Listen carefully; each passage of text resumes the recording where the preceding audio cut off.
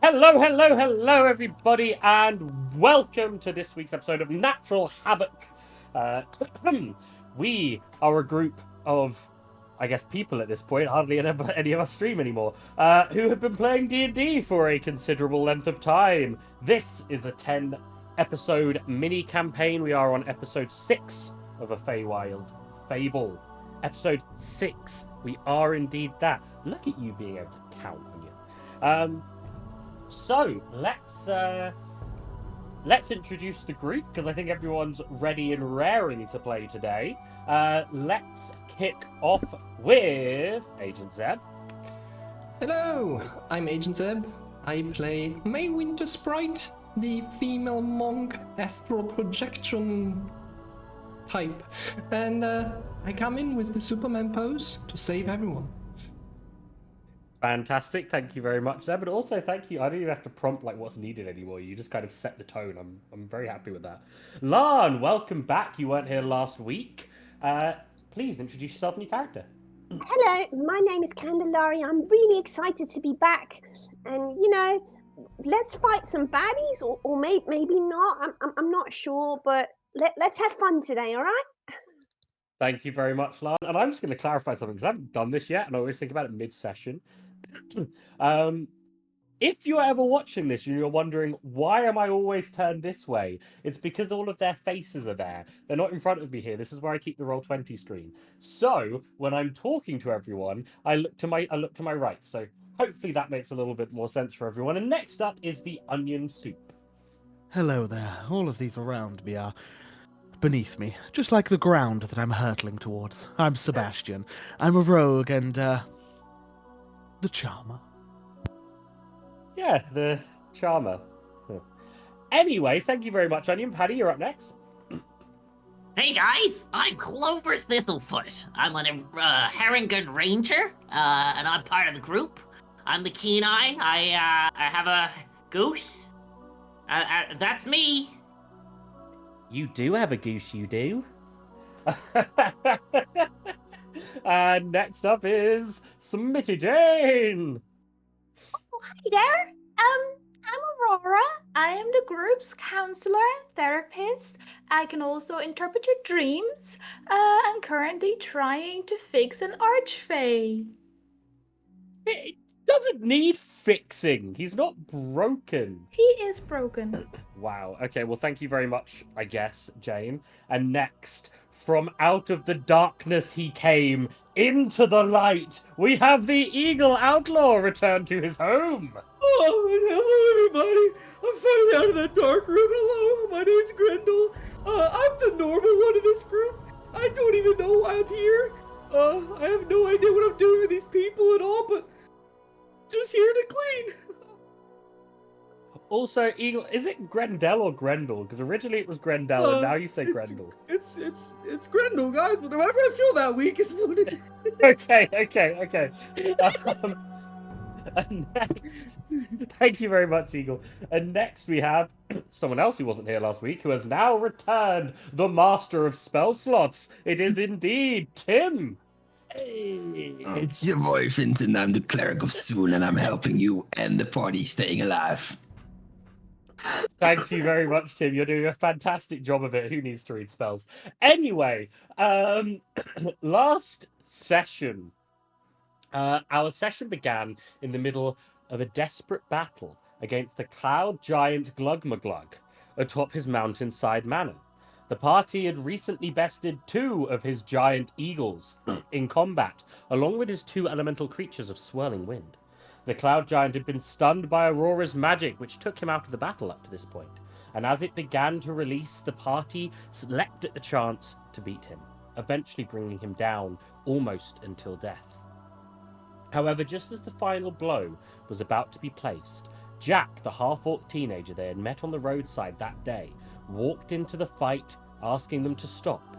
His voice began to warp and change, as to the party's surprise, Zolomar was disguised as Jack all along. Clutched in his hand, he was holding a golden goose egg sandwich, which he takes a large bite from. Zolomar began to unravel his story, and the real reason he sent them up there. the original challenge that had been placed with Gugamawatsit, claiming that he could steal a goose egg from him and eat it without the Cloud Giant knowing. If he would succeed, the Cloud Giant would be in servitude for the next 100 years, and thus the deal concluded. Zolomar began to allow the party to take whatever they desired from the grounds of the manor when Sebastian tested his luck, asking for Zolomar's cloak, as it did, in fact, happen to be within the grounds. Zolomar quickly offered coin instead, which Sebastian was more than happy to take. The rest of the party found many things: magical gauntlets, a stiletto blade, an ebony bow, the golden harp Zolomar had promised Aurora, and a golden goose the size of a large dog called Henrietta, who took a liking to Clover after he flirted with her in the language of honks. After some time looting the place, Zolomar offered yet another task to locate a young girl that was promised to a hag to raise as her own child.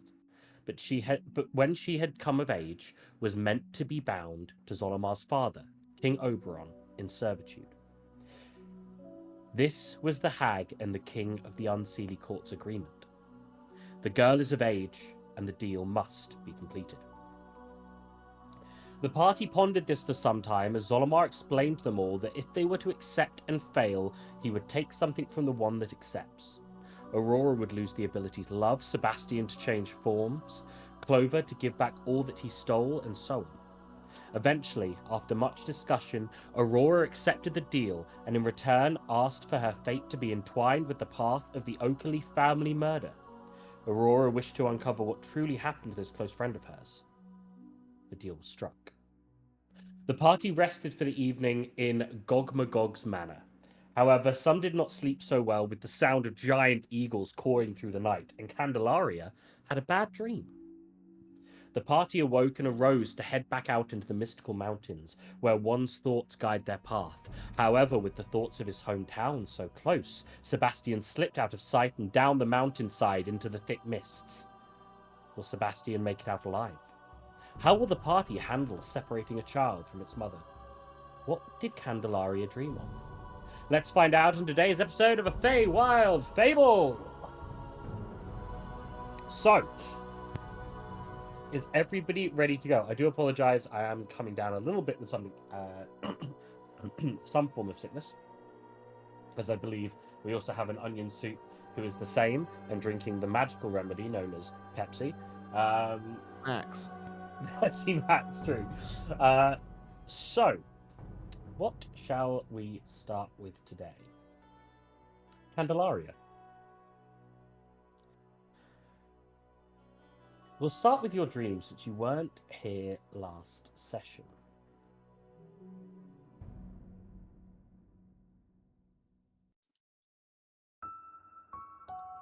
Candelaria, you didn't sleep well the night before. You were dreaming. Underwater, your dolphin fins disturb the sands as your newborn breaches the surface for air for the first time. Now you're underground. The air warm, musky. You're hungry. Your little one's red fox fur shivers in hunger too, but you can't find her father. Next, you're passing through trees, flying. You're smaller this time, your wings flapping fast. Your mother, the creature you were moments ago, shoves you out of the way with her head. That's when you see the blood. You're a rat now. On the city streets, your heart pounding, your fur covered in your mother's blood. Larger steps come pounding closer. Closer behind you, thunder strikes, a flash. You see your father. Just a shadow. His arm round a little girl. But that little girl is not you, is it? You're confused. Your heart racing. So much anger. So much rage. Who is that little girl? Is it you? Why does it feel like you when it's not you? You awaken, sweating. Those were not your parents. What did it all mean?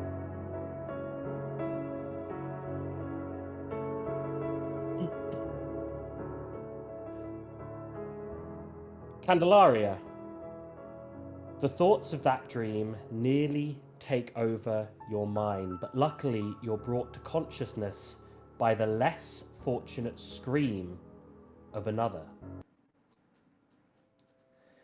You're all traversing this thin, steep mountain ledge, and Sebastian has slipped and fallen. You can no longer see him. You can no longer hear him. But did we What hear do the you scream? do? Did we You hear the heard scream? You heard I don't the remember scream. hearing the scream.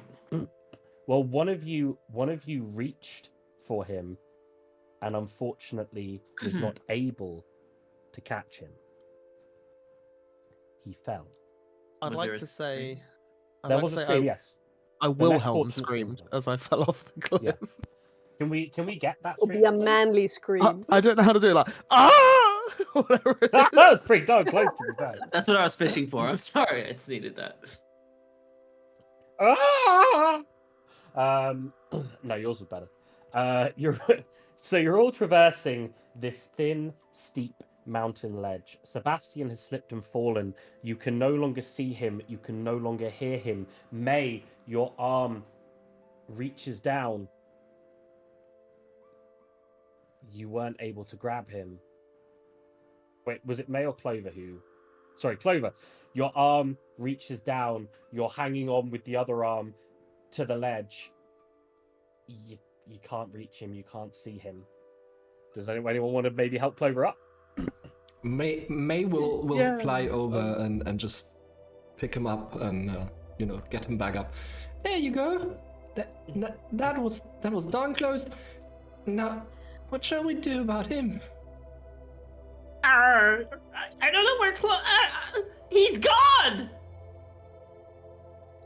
What do you mean, Sebastian! gone? What do you mean? Oh, guys, I think I can handle this. What I need you guys to do is someone just hold me by my hoop and put me over the edge, and I'll No, look down and see if I can see him. Are you don't sure do that's a good idea? No. Maybe there's something else anyone can do. I'm sorry. Can we shout for him? I had a bad dream. I'm still. Well, but Aurora, when you flew off the other day, yesterday, you went like in a very different direction, and you still ended up where we were. You two can fly. Can't you fly down? The problem is these mists are magical. Could I, by chance, using terrain knowledge, know how far steep this? Does it look like it's very steep? You can't see. Yeah, it's nigh on vertical ledge. In Yeah. fact, some of it angles backwards. Oh, that's even better. Did we hear any like thuds as he like banged into the cliff or anything on his way down? No. Well- You don't even hear anything kind of whistling as though it's falling beneath. Oh. It's So it's almost like a buffer or a soundproof mist. make me an kind of- Arcana check. Ooh, I can do that. You're the one Not, asking. not proficient, but it is a nat 20. Okay, it's a nat 20, and in that case, you know that this is magical, and he has been teleported somewhere else. Guys, You know that when you think of somewhere, you will go there. Where he was thinking, he must have gone to. guys, it's just occurred to me that the way we got to the giant's house is we had to really think about where we were going. Oh, matush. And that's So what if we think about Sebastian? Maybe that'll help. And I sort of try and focus my mind and just picture him in front of me. I'm not sure that's how it works, but we could Oh. try. We need to think of a place. Well, Sebastian doesn't appear in front of you, Candela. A bank. He's at a bank. He lost money. well, Uh, I What's think big money? I don't think we think should that's- just keep going. And I mean, Clover, you and me, we both know Sebastian well enough. He knows his way around. He'll figure it out. What? Sebastian. Sorry, Gretel, you were gonna say something. Yeah, I would just like to point out, the last time we were in the forest, I had to be reminded to not stand still. Maybe we should just walk in a weird circle, as like we're playing Duck Duck Goose, and we will talk about our thoughts about what has happened to our friend The thing Sebastian. is, Gretel, the thing is, we're standing on a cliff face right now. Yeah. We can't go in circles. We could go in a kumbaya line. If I know Sebastian, and I'd like to think I do, he would probably, just a thought, he would probably focus on the mission. And I think that's Yeah. what we should do. So you mean we jump after him and think about the mission? No. Let's Interesting. It's an interesting proposition coming from someone who has wings. Yeah, you can fly. That's not fair. I would like to not concur with that idea. I Can we would just just like to point go? out, as someone who should be the therapist of the group, to basically be asking a group of strangers to jump off a cliff is not a really good sign of being a good therapist. And I think you need to get recertified there, lady, because that's really messed up. No, sometimes you need to let go. I- It's a good thing. Let go of what? My life? I ain't trying to die out here, man. And May just starts going in the direction we were going. Keep thinking of the goal. Guys, I don't even know Well, what direction May we're is going. using the guidance of the gods that has been passed on to her in her blessing earlier on. So yeah, May's not struggling here. So guys, let's go. I would just like to Okay. point out, I'm following. where is our final objective of the mission? Because I have no idea where we're going. Okay, Gretel, you Well, just gotta follow us. you Just- need to learn to listen because first of all, I didn't say I suggest we jump off. I was asking Clover if he was suggesting we jump off. And secondly, we were told that we were going to the swamp. So if you would have listened twice, you would have known where we're going. Listen, I'm not gonna lie, I don't feel like the lack of listening is a Grendel trait. I think it's an eagle trait. This is true. no, that's why Guys, that's why I created Grindel. Was it eagles? I do have one suggestion going forward so that we don't face this again. And I'd like to think I just sort of like dig into my pouch and pull out the rope which I'm carrying. I actually have, I think it's 2 10-foot ropes, a 20-foot rope. Everybody grab on. Let's hold on to one of these and stick together. That way, if one of us falls, we can try and pull it back up. What if I Grendel, fall? don't fall, buddy. Okay, that makes sense. Let's go. It's a wonderful idea. I like it. So you guys each take a part of the rope, and you continue to think of your destination, the swamp, Rhinanori, both taking you in the same direction, and you continue to make your way through the sojourning summits. Sebastian, as you fall, the rocks and stones around you disappear, and the sensation of falling gives way to weightlessness. The space around you is still obscured, almost as though by steam in a bathhouse, but your body starts to right itself. You feel like you could walk on the air here. What do you do? Oh. How fascinating. I take a step forward. Okay. As you take that first step, the steam begins to dissipate. You're in your mum's old room. The fire in her room burning warmly, crackling the air around it. You feel the thin rug on floorboards beneath your feet. You look down, and you're wearing the clothes you would have worn as a boy, but made for a man. You are in your true form. What do you look like? I'm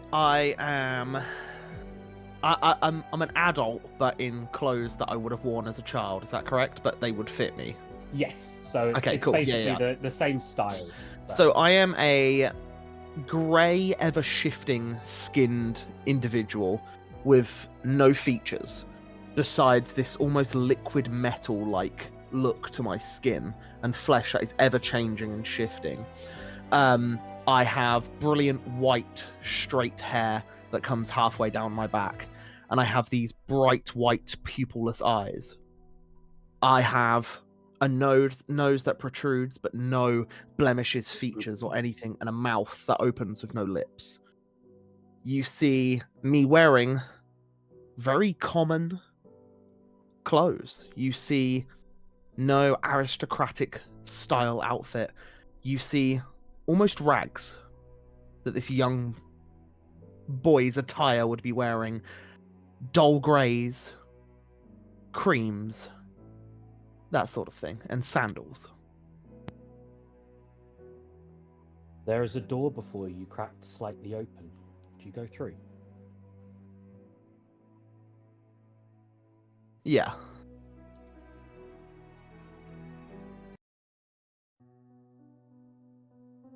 Through the door, the walls are red. Fresh blood dripping from them. Before you, Letia holds her mother's tattered corpse in her arms. The half-elven girl, still a child, looks at you.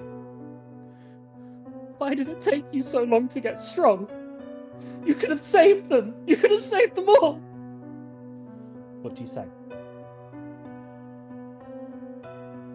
I think in this moment, Sebastian seeing someone from his past from a very long time ago would actually be speechless, which is probably one of the first times he has been for a long time. She looks at you for a little bit, crying. When she sees you have no answer, she looks down. She no longer wants to see you. She wants to hold her mother in her arms instead. The door appears and opens to the side of you. There is a tiefling man with purple skin, sat tied to a chair under a solitary brazier. Do you go in? Yeah, I push through. His eyes are swollen and blood secretes from his mouth. You make new friends. You make more money, you forget about us. You choose them over those who took you in, raised you, trained you. You leave town and don't even tell us? Fucking bastard, should have left you to die. I didn't have a choice. There is always a choice. You went to a party that night, you could have come and seen us. You could have told us, you could have sent word. Now look at us. He coughs up blood and spits it at your feet. I look down at the brooch still on. Would the brooch be there in this moment? Am I still now. Okay? Yeah. Well, I look down to where the brooch normally sits on my usual attire, and as I look towards it, I just kind of like place a hand over it and just It clutch. crumbles into dust.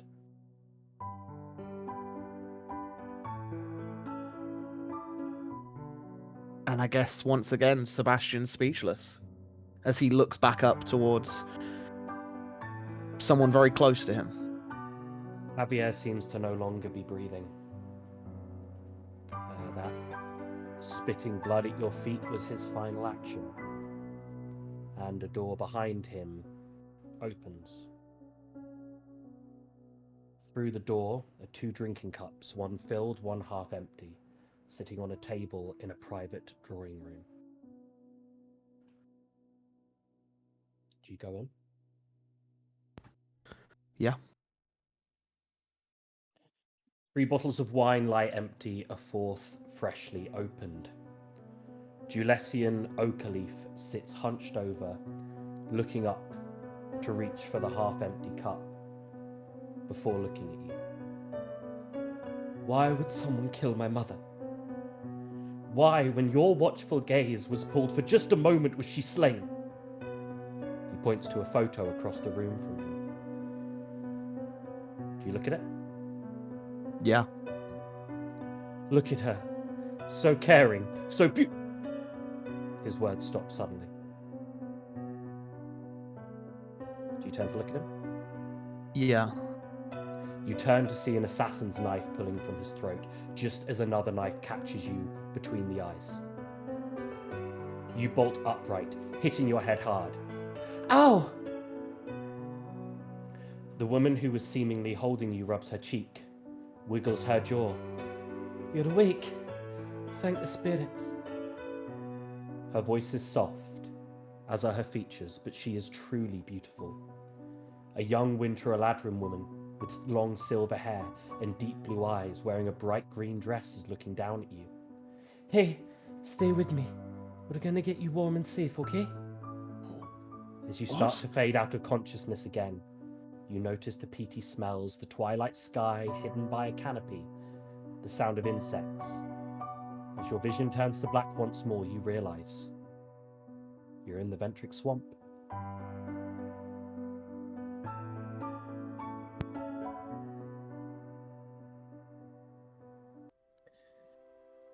So, back to the rest of the party.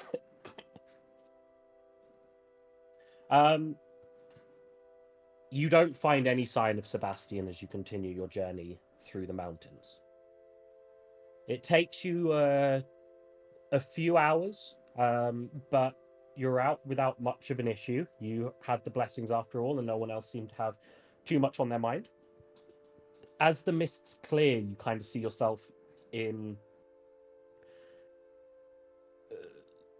There's a short gap, maybe a mile long, before you can see that the swamps are starting to build up. The cypress trees, etc., start to come into your vision. Aside from that, there isn't much else. There is no sign of Sebastian. What do you do? Do we know how long it's been since he fell? About a few hours. Okay. Probably one or 2 hours, you'd say. Wherever he's fell, if he's teleported somewhere, well, he could be anywhere. If he's fallen down the mountain, you would at least hope that he's landed somewhere by now. Oh, guys, I think I know where he's at. I think I've wrapped my head around a theory. Gretel, you know where he is? Oh, 100%. It's like I was made to know where he's at. He is a loyal follower of mine. Inside. Do me... You know what? Grendel, I'm just gonna let you. He absolutely believes this. Like, he's full on. Yeah, sold it. Grendel, can you roll me... Can you roll me a survival check? Okay. I'm actually really good at those, yeah. You genuinely believe, and you figure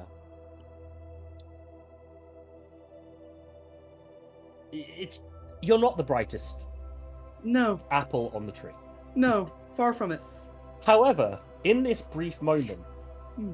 you think of your true follower, the man who represents all those who believe in your newfound religion. Mm-hmm.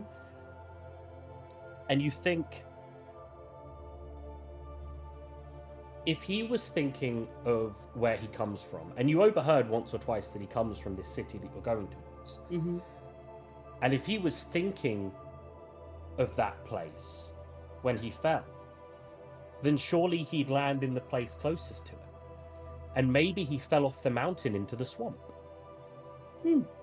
Listen, He's probably guys. dead.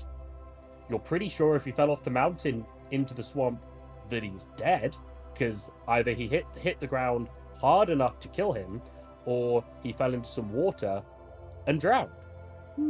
But you might find his body somewhere in the swamp. True. Listen. So after. Do you want to roll that insight check, May, since you did call for one?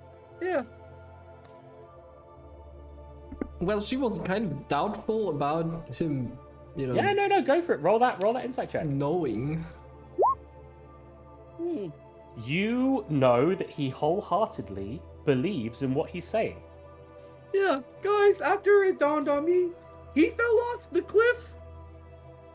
If he's thinking about places, well, the nearest place to other places would be the swamps. So my thing is, his dead body, he'll be up in the cleaning heaven. He's gonna be dead in the swamps. But do not worry, do not fret. I full-heartedly believe with my magical divine power, he is alive in the swamps. Because I deem it so.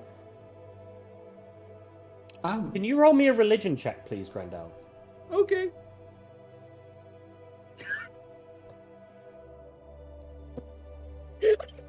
I don't think Just I've for ever everyone- seen just for everyone on the other rolling a side. 0.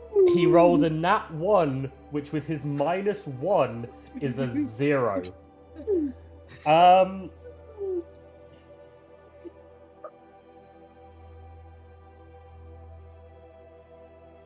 This is your religion. It is. And you cannot have a religion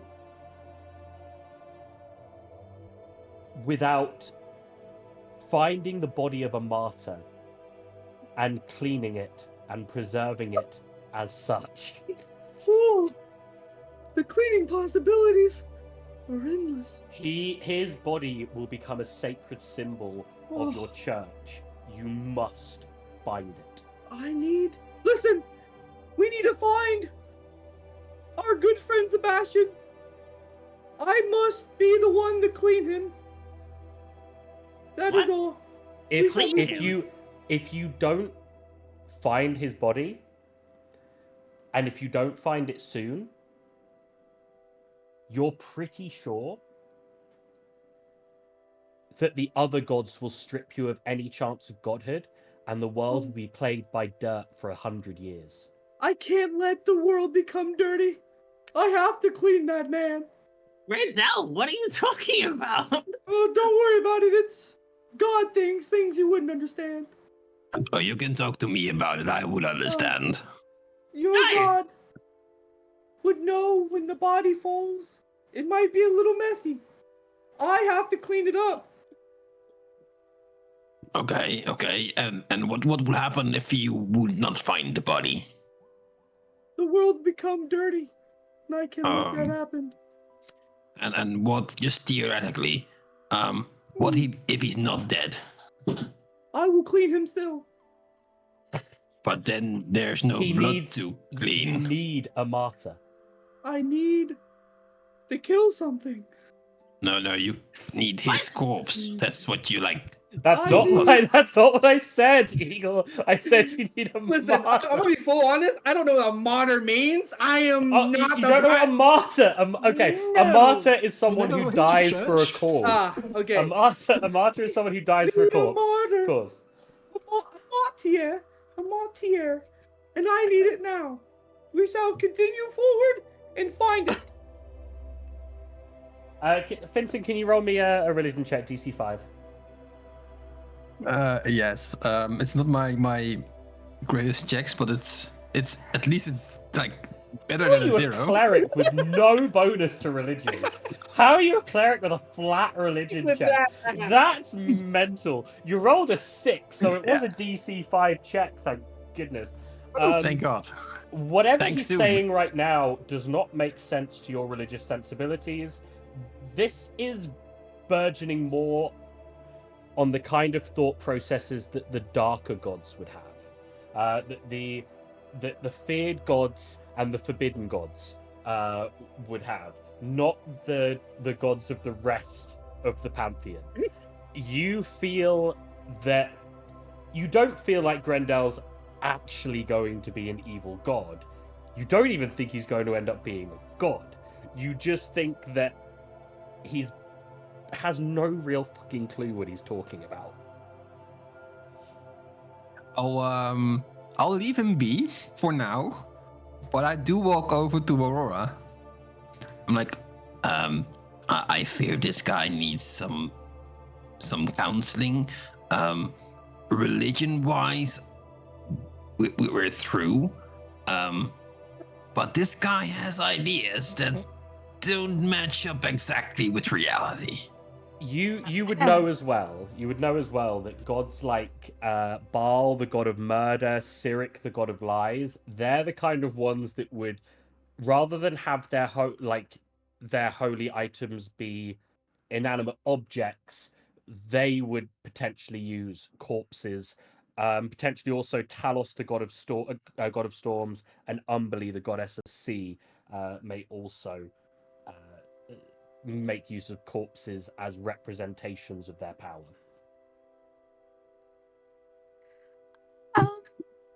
I definitely think he could do with some counseling. You're not wrong. I do feel a little bit guilty because I may have egged him on a little bit last time. I fully agree because I think I do have a slight fault in this, so we might get some help. Can you fix this? I can maybe. I sent him a message in his head telling him I was Jasper, the former god of cleaning. Oh boy. Yesterday, but he has taken it a little bit too serious. And now we're here. But that's a worry for after we find Sebastian. Speaking of, if he was dead, could you revive him? Absolutely. I have the spell prepared. I have the diamond. So if we would find him, I will magically resurrect him from the dead. And then I think Grendel would have like a very weird thought, like why is he raised and that kind of stuff. But we'll get to that point. That's great. Like you can just revive people after so long. No, well, not that long. We have to like find him real quick.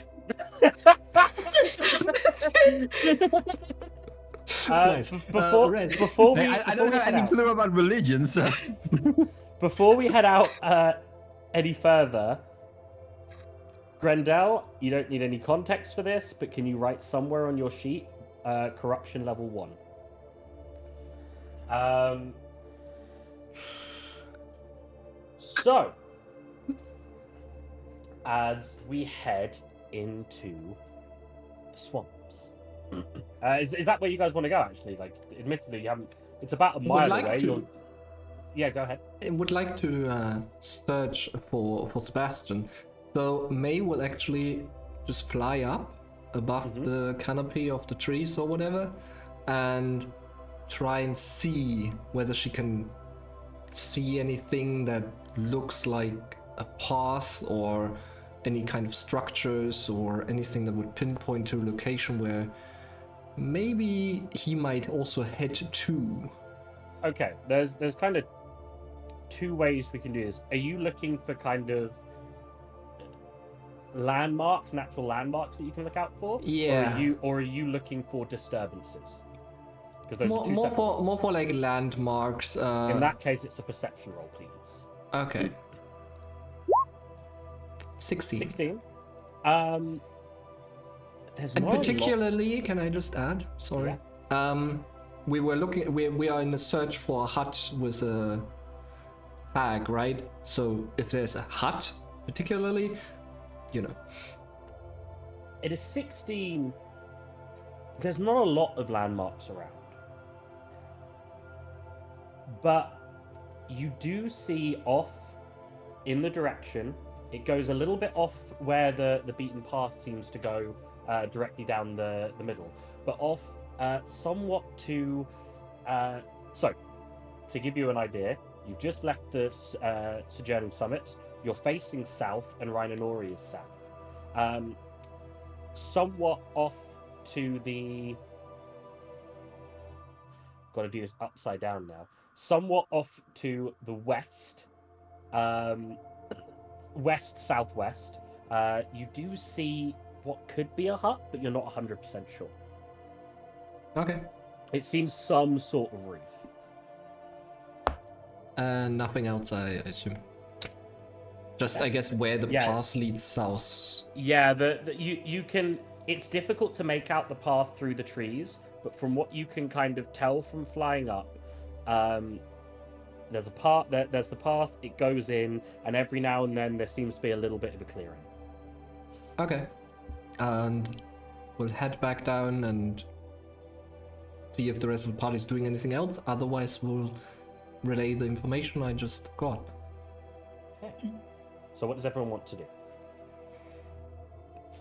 I would like to, I guess, go to our resident therapist. if she's not doing anything else. And I'm just like, Aurora, can I ask you something? Just real quick. Yeah, of course. I mean, I don't like any of all this. When Glaroon sent me on this quest, I had no idea that it would be like this. I mean, half our party's a criminal, the other half seems to be dead or thinks that they're a god. What? This is not like anything I've encountered at the village. I had this weird dream as well. I don't know if I can do this anymore. Do you want to talk about your dream? Well, it was a weird dream. I was all these kinds of animals, and there were. I was a child, and I was also a parent, and I was a dolphin and a rat, and the parents, my parents, they died to protect me or something like that. It was all so confusing, and I wonder if it might have anything to do with the quest we're on. Did you did you recognize anyone? No, like I said, we were all animals, just random animals. A rat, a dolphin. I don't know any rats personally. Do you? Roll me an investigation check. Me or Roll.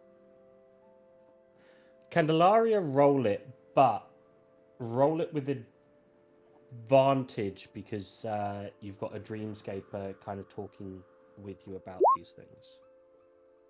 16 plus 1, okay. It is 17. You didn't recognize the mother, you didn't recognize the child. You recognize the two shadows. You don't know who they were, but you recognize them. The shadow of the man at the end putting his arm around someone else.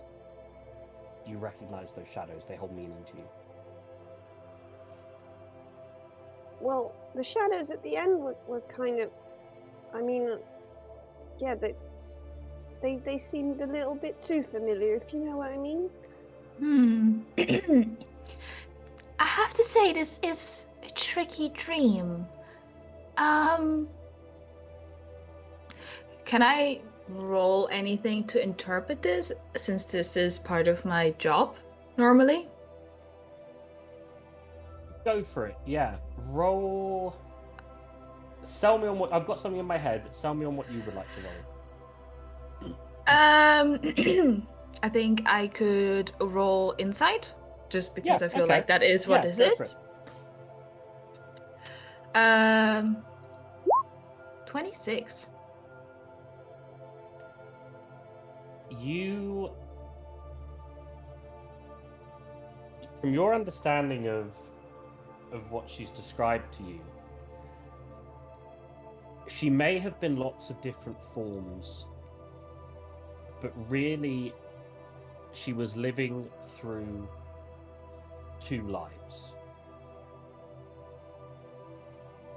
The father didn't die, the father left. The mother died, and when the mother died, the eyes of the dream became that of the child. With a 26, this dream sounds an awful lot like the story of the hag's life, but you cannot put together who those two figures at the end could be. I mean, it can't be my parents. They're just back home in Starburst Hollow, working their carrot farm. Bless them.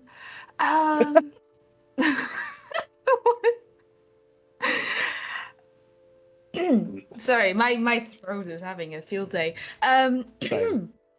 Yeah. It sounds like you are maybe having two different perspectives.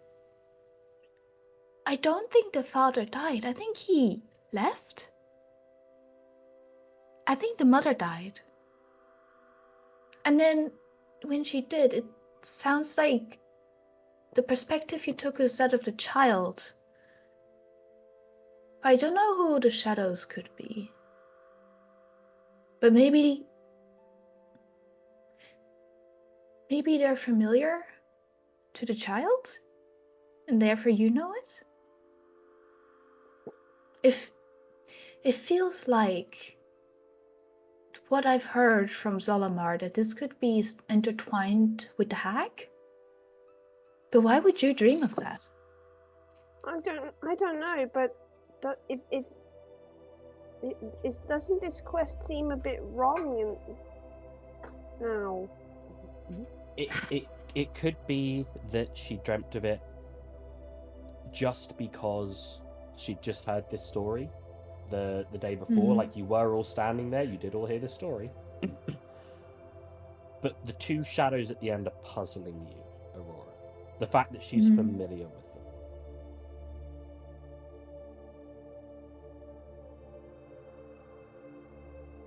I guess the only way is just to press on. Go forward and maybe see what it means. In the nicest way possible? Have you got any siblings missing?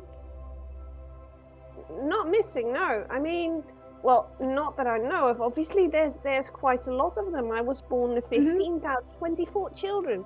Some of them work in the tavern. Most of them work on my parents' carrot farm. But you know, they're alive and kicking as far as I know. I just Of course, I've left now for a couple of days already. And you know, I mean, I've seen criminals and would-be gods and everything in just a couple of days. So who knows what happened? But no. I just hope. I have this nagging suspicion, but I don't want to say anything because I don't want to worry you about something that might not even be true. well, thank you. I mean, this helps. And if you don't want to continue, you don't have to. I know yesterday was a little bit rushed, but I know you don't have to be here. No, if Glarun says it's good for me, then I will do it. I will, because I mean, I always wanted to be somewhere else, somewhere not on this carrot farm, and or in the inn, or just drinking pints of ale every night, because that was my life basically. Was on the farm for the day, and in the inn for the evening. But I mean, I knew there was something more.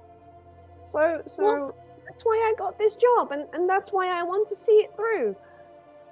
Well, of course. Look at you. You're doing amazing. I can see why Glirin would send you on this. And I sort of For all the good reasons. like my ears perk up, and I'm like, like a little bit proud. Candelaria, hearing this and talking through your nightmare from the night before, your dream, your nightmare, however you personally view it, you feel like talking it through with Aurora and her expertise have helped you not put it out of mind, but kind of compartmentalize it a bit. Your bad night's sleep from the night before becomes less of an issue as you gain the benefits of a long rest. Now, going into the swamps.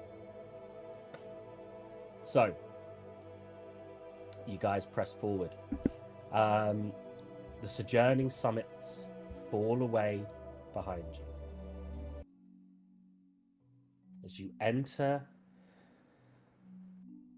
into the Ventrix swamps, the light dims, a mist hangs in the air, and the scent of earthy smells mix with scent of ginger and cinnamon.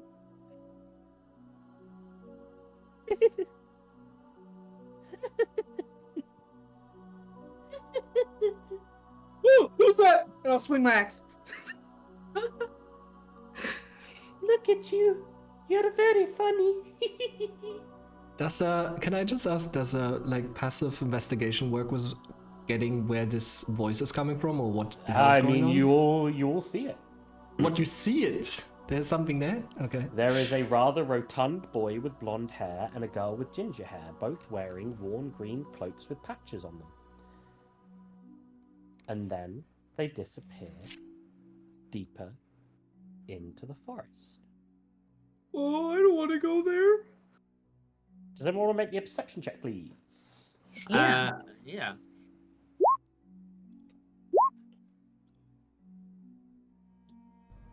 23. Okay, Sorry, I 15 was the started pass. So we've got a pass from Aurora, we've got a pass from May, we've got another pass from Aurora. Oh, that was the insight, sorry. Yeah, we've got a pass from May, we've got a pass from Aurora. They dropped some breadcrumbs. Well, they seem to be leaving a trail.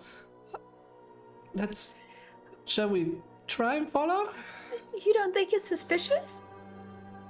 Well, which direction does it go to? Sorry, which direction does it go? It goes in the direction where you think the hut is.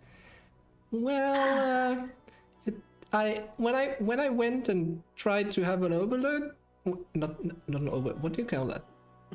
Anyway, overview. Anyway, Overview, to see what the swamp's layout's like, and that direction that they're going, it's kind of in the direction where I saw something that could be a hut, and we are looking for that hag, right? Wait, mate, you didn't drink the holy water, right? The giggles are still around. You remember the holy water we got from the temple for guidance in the swamps? You didn't drink it, right? No. That's very strong stuff. You don't want to drink it. Trust me, I've tried. Not this time. Different holy water. Not good. Not good. But are we supposed to use those things to guide us? We can try, because I think this is a bit distracting.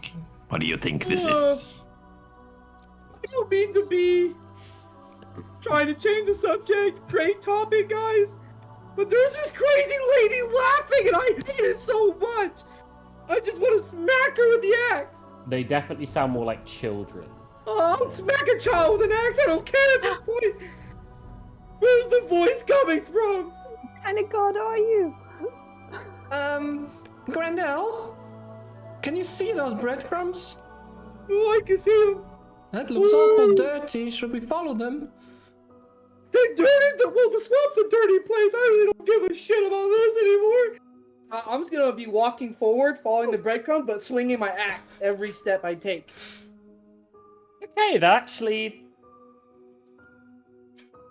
Yeah, okay, no one really has to make any dex checks anymore, fine. As he's doing this, I'd like to do something as he's going forward, and while the group are moving forward, I'd actually like to pull up my cloak of Elvenkind, which sort of hides me a bit more in the surroundings.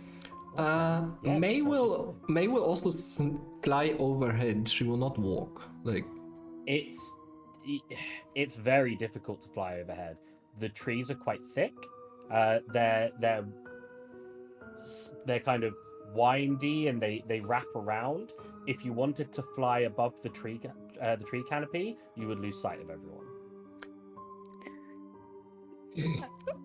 I can't go through the canopy. can, but like in the not. I'm like you said, flying is hard. So like almost like jumping through the branches.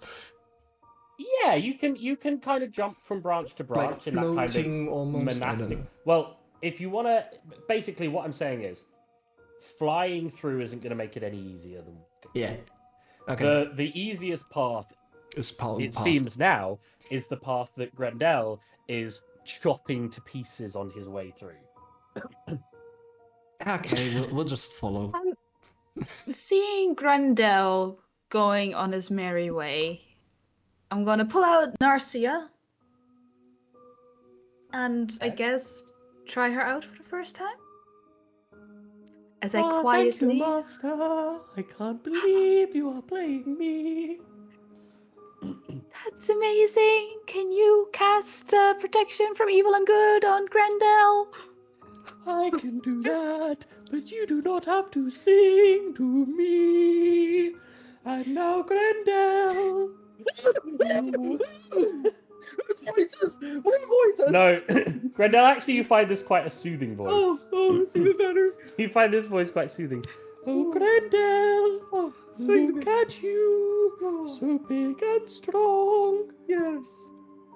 Now you are not going to die. Oh, It's been a while. I'm very sorry about this, my love. And she casts Protection from Evil and Good. It wasn't the best song, but she cast it. What's the effects of it? Do you want me to put it in chat? Yeah, go for it. There you So, it's concentration for up to 10 minutes. You are, until the spell ends, one willing creature you touch is protected against certain types of creatures, aberrations, celestials, elementals, fae, fiends, and undead. The protection grants several benefits. Creatures of those types have disadvantage on attack rolls against the target. The target also can't be charmed, frightened, or possessed by them. If the target is already charmed, frightened, or possessed by such a creature, the target has advantage on any new saving throw against the relevant effect. So you guys continue deeper into the swamp. The giggles surround you. The 10 minutes pass and the spell fades, unfortunately. Oh, okay. Another 10 minutes passes. The giggles are around you, but you don't see any sources of light ahead. You are still following the breadcrumbs, but Grendel, can you make me a survival or perception check, please? They're both the same.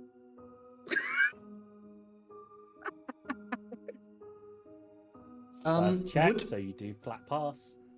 Would May tell how long it would take to get to that hut that she saw? You make me a survival Roughly. check. Make me a survival check. No, Oh my lord, can't. that's bad. With a 7, the angles are so different. You were a mile out before. You're not really sure. You're not great at this whole like distance thing. Well,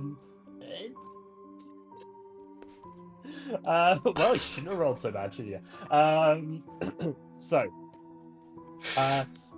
First 20 minutes have passed, and you're still on the trail of the breadcrumbs. Look at you, so strong. Come closer to our hut, yeah? Show me the way to your hut, and I'll smash your hut to pieces, you uncle little shit! Grendel, you are starting to feel a little bit tired. I've been hacking away too long, guys. I can't keep it up. Didn't need to know that, but anyway, you continue to follow for another 20 minutes passes. Can you make me another survival roll, please? Okay. Unless someone else takes over from Grendel as he's getting tired. Well, no, he made the roll. Passes it again. Does anyone do anything after that 20 minutes has passed? I would like to fly closer to Finton, or walk closer. I'm not flying. Going closer to Finton. Go for it. Finton, do you happen to have that holy water? Yeah, it's in my bag. Should we use it to maybe guide us? It seems lost. It takes I It's taking suggested it. long. I suggested before, but then you guys decided to follow the breadcrumbs. So You were saying I The should breadcrumbs drink are it. still there. The breadcrumbs are still there. I'll take out the vial of holy water. Ooh, pretty glass of water. Now what? Finton, make the perception check. Perception. Actually, better at that than religion, so that's a good thing. You lock eyes with what looks like cat's eyes, and they disappear. They glow bright yellow and disappear. There's a strange creature around. What do you Get it. mean, strange Where? creature? Cat eyes. Watching us from the shadows. Ah, Hmm. I pointed in the direction like there, but obviously nothing's there anymore. Yeah, Hmm. no one can see anything. Is it not just a tabaxi? Could be a tabaxi. That would add up. Hmm. hmm. Could be something bigger. Guys, I Could can't be move no something more. stalking you.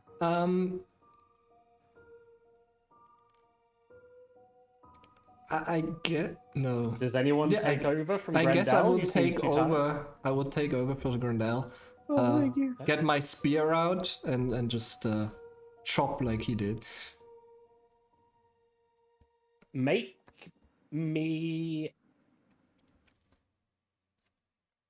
pitch to me. I've got something in my head. Pitch to me what Yeah. you think you would roll for clearing.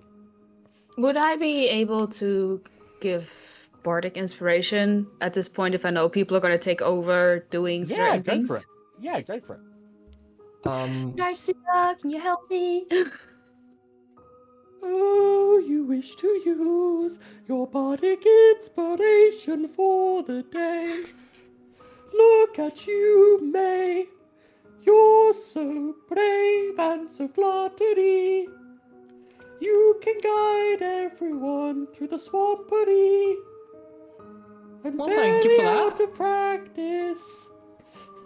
It's been a long time. I thought this ever shut up. Well, that's a bit rude.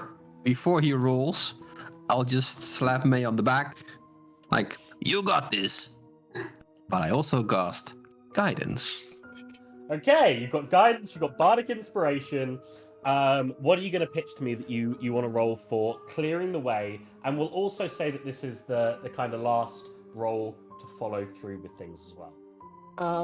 Well, she has her blood spear and takes it in both hands, and she will kind of like swing it, and then also fly like up and down to That's clear not a... pitching a roll for me. What What do roll you are mean you going roll? to do? I don't get it.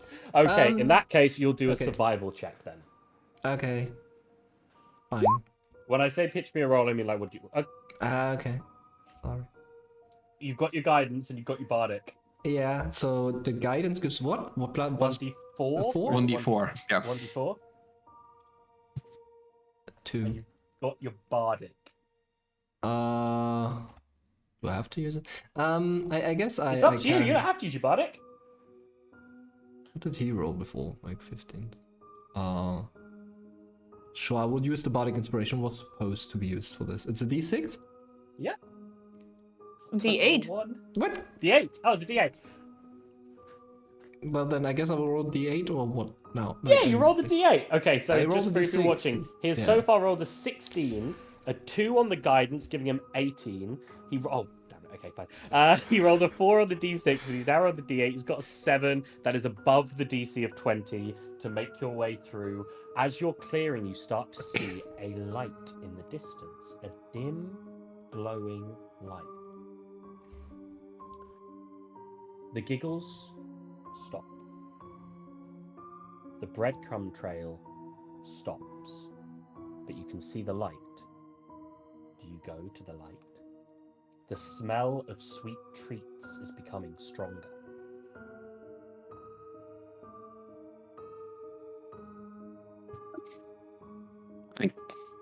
Yes, we would.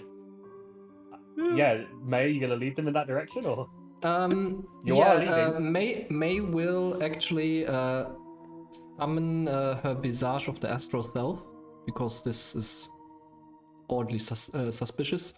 okay? So this lasts for 10 minutes. Yeah, and then she will lead them towards it. Okay. Before she does that, Clover would like to look and see if there's any traps between us and this light. Like, just a very top line. Make me a perception check. Check traps check.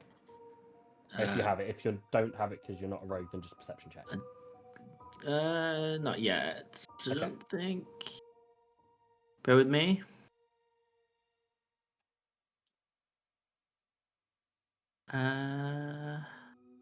No, not yet.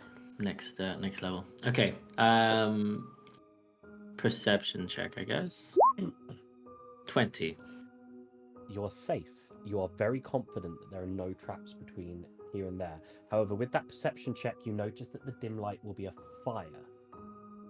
And you also notice shadows that seem to move across it at times.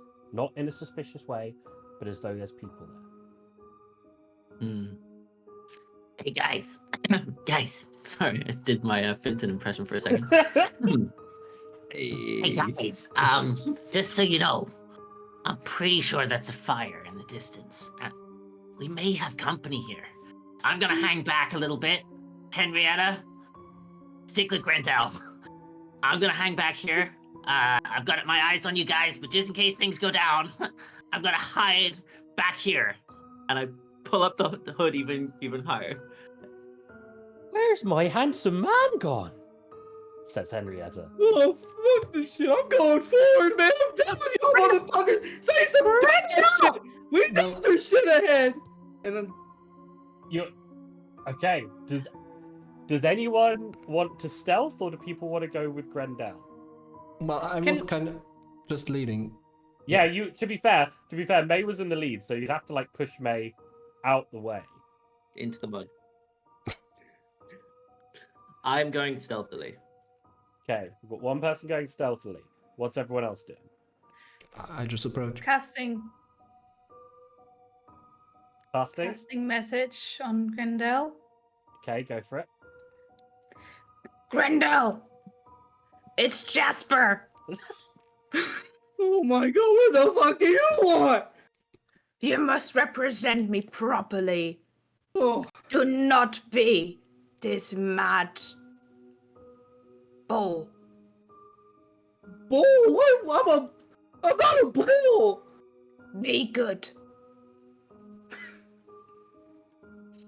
Okay, I will be good. People might be wondering why I'm not asking for a roll for this, but this is because Grendel crit failed the last time this happened, and I'm pretty sure that Aurora crit succeeded. Yeah. So I think that the situation is Jasper exists in his head now. I believe it. Okay, but let me go around the group. So Zeb, you're just approaching normally. Candelaria, how are you approaching? Stealthily, as far as I Stealthily. can, because I can't read because I suck at it. But I'm trying. Cool. Candelaria is going to be doing a stealth check for us. Clover's going to be doing a stealth check for us. How is Aurora approaching? Normal, because I'm gonna ask them a question. Cool. How I know I have to ask. Grendel, how are you approaching? I'm pissed as fuck. I just want to fuck these guys up. Okay. And Finton. Well, as a cleric, it's my universal role to heal the barbarian, so I'll go with. Okay, so can the two people who are stealthing please make me stealth checks? As for all of you, yeah, Candelaria, you're not very hidden. Clover, you are pretty well. I know. Right. I will also sheath my spear. Just Okay. We have made it somehow to the Hag's house. You guys over here, just before you reach the clearing, you can hear an older woman talking to the voices that you heard before. And then alongside them, you hear another young woman's voice. "Mother, dinner is nearly ready for us all," she says. "You know you make me proud every day, my girl, but run along inside. Check on our guest." You hear some footsteps as apparently this young lady heads inside. With the girl inside, you hear another voice. You hear the same older voice again. Come out. We know you followed the trail, and we so wish to meet you." As those of you who are heading in unstealth reach there, you see that she's an old-looking spinster, and the boy and girl that you saw before are also there. And what we'll do is we'll handle this situation when we come back from the break. Until we're back from the break, though, everyone have a wonderful little breaky break. Go grab yourself some snacks. Go grab yourself some drinks. It'll be a couple of seconds in your time, but for us, we're going to get something to eat. So enjoy your little break, and we'll be back right quick very soon. Bye!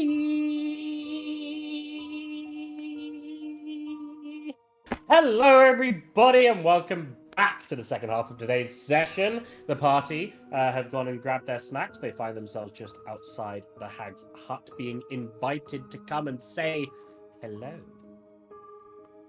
What snacks did everyone get? My hair got bigger whilst I was away. Cheese. I got my peanut puffs. Water. I don't think you can see that. I don't want to know what Patty... No, I don't want to know what Patty and Jane got. They got cookies. Jane made them Cookies. They were good cookies. Although I will admit, I am a little bit jealous of Zeb's peanut puffs. I haven't had them in ages, and I love them. I also kind of fancy peanut puffs. Can we just say that, or can I just admit to you guys that Max didn't have peanut puffs until this year for the first time? This is true. Wow. No, that's blasphemy. I've never had them. I've never Yeah. had them either. If I you live feel in like Germany, that's you will blasphemy. definitely have them. Hmm. I feel that's the kind of thing that Onion will never touch. They're kind of like Fair. for anybody who hasn't had them, just segue. They're kind of like the big puffy Cheetos or Whatsits if you're in the UK, except they are peanut flavored. And they're also tasty. They're very Moorish. They also, they're peanut flavored and they also taste.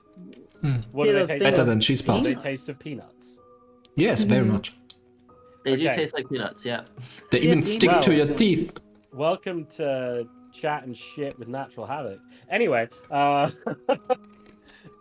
I said, the party are just about to find themselves apparently face to face with this hag.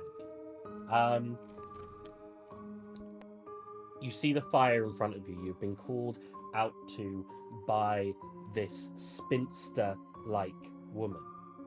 The mist is there. It's not too thick, but it kind of surrounds the area.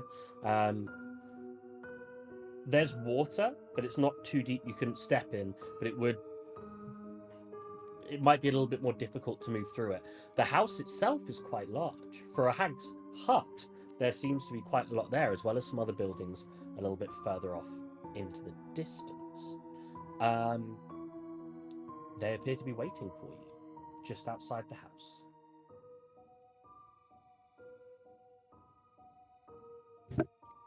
I guess we approach with care. Well, yeah, May will approach, but also kind of check behind her if everyone else is coming. But yeah, she will more or less approach in her Kenku mask. You guys, who's leading? Who's going to take the lead in this conversation? Well, not with The the conversation. spinster steps forward herself. As you guys approach, the children that she was with seem to back to the sides, kind of crossing some small kind of bridges and not so much surrounding you as letting you through. Well, hello, my children. What are you here to see me about? I see you've already met Hansel and Gretel.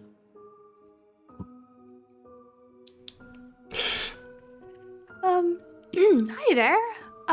Sorry, don't mean to bother you, but our friend got lost, and we're looking for him. Has anyone stumbled upon the hut? Oh, you're here to find the changeling boy. Aye, he's just inside. He's well taken care of. Insight check. Go for it. I don't believe a damn 16? thing she says. 16. She is being completely truthful as far as you can tell. Just this once, I see. Bring him to us. I do not know if he's awake. Currently, my daughter is inside looking after him. Okay, that I will insight check. Go for it. I get advantage because of my mask. Yeah.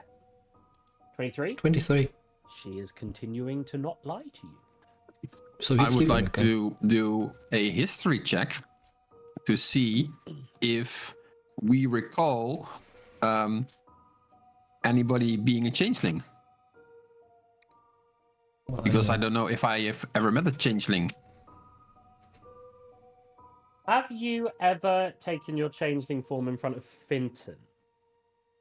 I don't believe I've taken my changeling form at any point in front of any of the party. I know a few of them know about it, but You've taken it. yeah. You've taken it in front of a couple of people accidentally. I believe that Aurora has seen it. yes, I Aurora's seen believe it because of that- Zolomar. Because of Zolomar, I believe that Clover and May know about it. and Clover have seen it in the intelligence Well, we know. briefings before the We know. camp. Well, you'll know, and you will have potentially even seen it once or twice in the intelligence briefings prior to the campaign. As for the rest of you, this I don't think you need to roll a history check. I think it's a straight up case of you don't know this changeling boy. In Basically, that yeah. case, my reaction will be, we're not looking for a changeling boy. We're looking for an elven boy. Guy. Man. Oh, this is not the right time. We are looking for a changeling. Wait, we You are? seem to be in a bit of a tizzy, you and your friends. Well, can you just give us 1 second? Aurora, I know you like to present yourself as the smart one of this here bunch of us. But we've all seen our good old buddy Sebastian in this wonderful, luscious looking, beautiful Elvis. He's an Elvis man. I don't know who you know. I don't know if you're here for other things that do not. Again, I don't know the whole mission we're on. There's something shit from this party. But I just want to know. We're looking for Sebastian, right? Grendel! We are, but he changed right in front of you. Yesterday. For what? The masseuse lady. Oh, wait. He was a masseuse? I thought And that was... also, somewhat, you remember that Sebastian was there 1 second, and then right in front of your eyes, Jack was there, and then right in front of your eyes, Sebastian was there again. Yeah, honestly...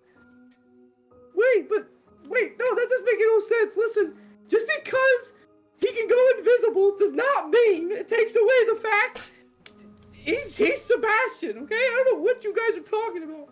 Okay, Grendel, just let Aurora do the talking and we will listen. Okay? Sebastian, let's cut inside for a second. You hear your name mentioned several times. You wake up as your brow is being cleaned with a warm cloth, a warm, damp cloth by the same woman who found you earlier. What? It's okay. It's okay. Who are you? My name is Maria. Manea. Where am Maria. I? You're in my mother's house. I lift up my hands to just see. what I'm appearing as, and I assume I see myself as the changeling, You do, yes. I haven't immediately checked. revert back to Sebastian at that point. What in the dickens is... You took quite a fall. I'm trying to see if you're... you don't appear to be too hurt, but you were passed out for a long time. I try to check for my things. Are they still on my person, or have they been removed? They're not your thing, but you can see your things. It doesn't take much looking around. You Okay. can see there, your kind of bag of holdings there, as well as like your equipment and your clothes. You're in your undergarments. You've got a vest on and underwear, but you're not in any other clothing aside from that. I sorry, I fell. Yes, I was out foraging for mushrooms and I found you were almost drowning in the swamp water. Oh, well, It's fine. Thanks. I cleaned your clothes. And you're here with your mother Yes, and my 2 aunts. and your 2 aunts. Yes. Right. Does this Uh, place look a little like dingy hag hut like, or It actually looks quite nice? nice and friendly. Okay. Right. Okay. It's time for Are me you to sure get you up. can stand? Yes, I have many things to do and fashion to wear. Would you Do you mind even just know where you're going? to my clothes at the very least? I'll fetch them for you. And Very she goes well. over and she grabs your clothes. She brings Is them my- over to you.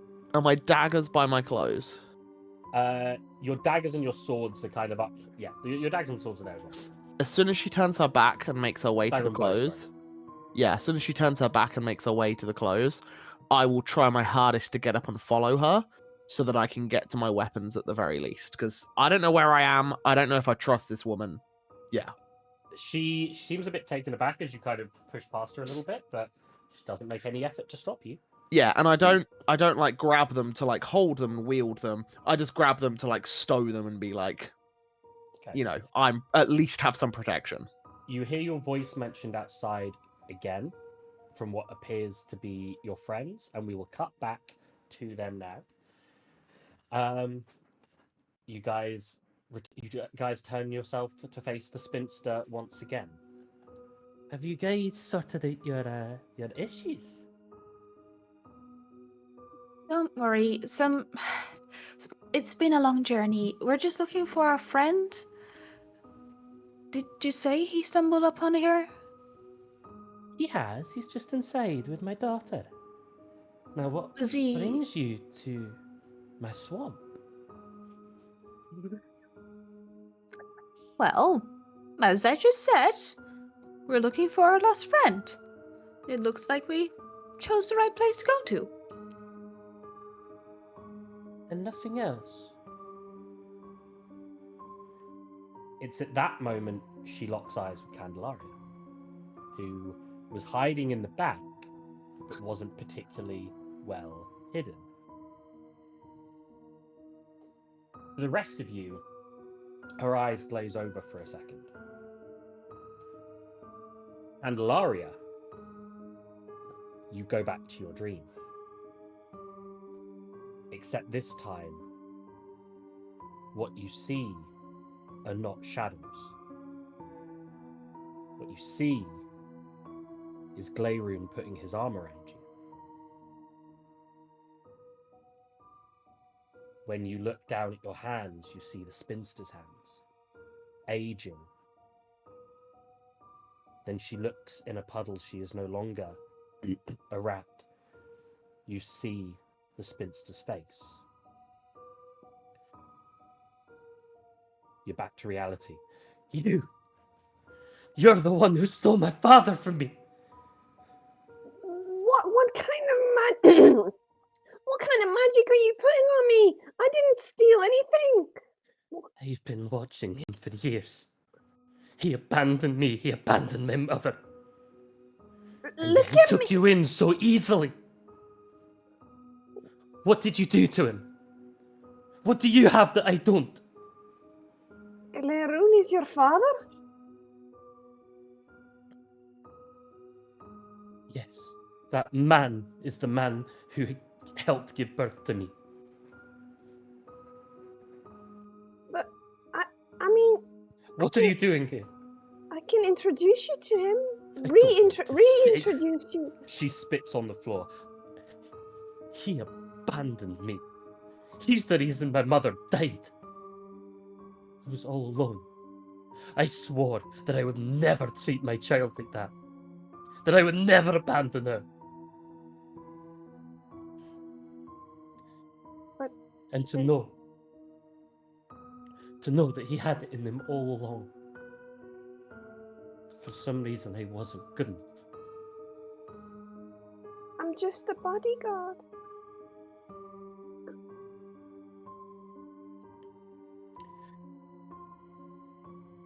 Just for. Sorry, Gleirun, does Aurora really know who that is? Yes, this you will all know. This is the man who the law master who sent you on your quest.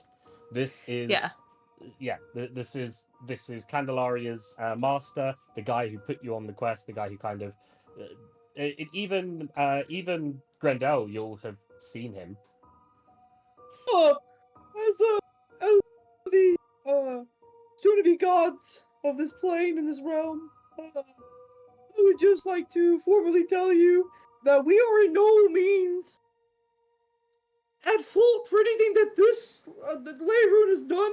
You're coming to my home, into my realm. You come into my swamp, and you claim ownership. You claim godhood over my realm. Can I just intervene here for a second? I don't even know what I'm doing here. I am just here to help clean. I'm a fantastic cleaner. So if you're gonna yell at anybody, I am not the one. I am just here. I don't know. Sebastian, you hear this commotion going on outside. I'm like putting my boots on. So you're still cracking it. Okay. Stamping. She's like, I need to go outside and check on my mother. I think something bad's happening. Well. I'm not entirely sure it'd be incredibly safe. You hear the bumbling mess speaking at the moment. His name's I need to Gretel. go. Listen. Well, look, I don't want you to get hurt. I owe you. You see, you saved my life, and I just think that if you go out there and something were to happen, your life would be in danger, and well, that would mean I would have to get you out of it because fair's fair. Well, you're going to have to get me out of it. Well, And shit. she walks out the room. You all 1 second, see- my laces. You guys all see a young woman, long silver hair, a bright green dress. This winter Eladrin, beautiful woman steps out. As Aurora, you hear a voice in your head. That's her. Oh, Right. I think you all better leave As- this place. can we get our friend back before we hit the road? Some magic Grendel, crackles in her come. hand. Come, let Aurora do the talking. Listen, we don't want to fight or, cause any harm, but we are here to retrieve our friend. And as you guessed, that's not the only reason why we're here, but we're not here to fight. As she casts calm emotions. Go for it. Can you link the spell in the chat? Quickly? Yeah, I think I need a charisma saving throw, and I will, if I can see if she's in range, the daughter. I guess she can also be in it. Anyone that I can. 20-foot It's a- radius. Yeah, I'll say you can get the daughter in that as well. Which fails at saving throw.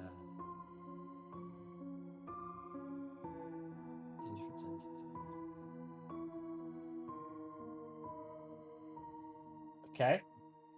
So you've got a minute to sort this out.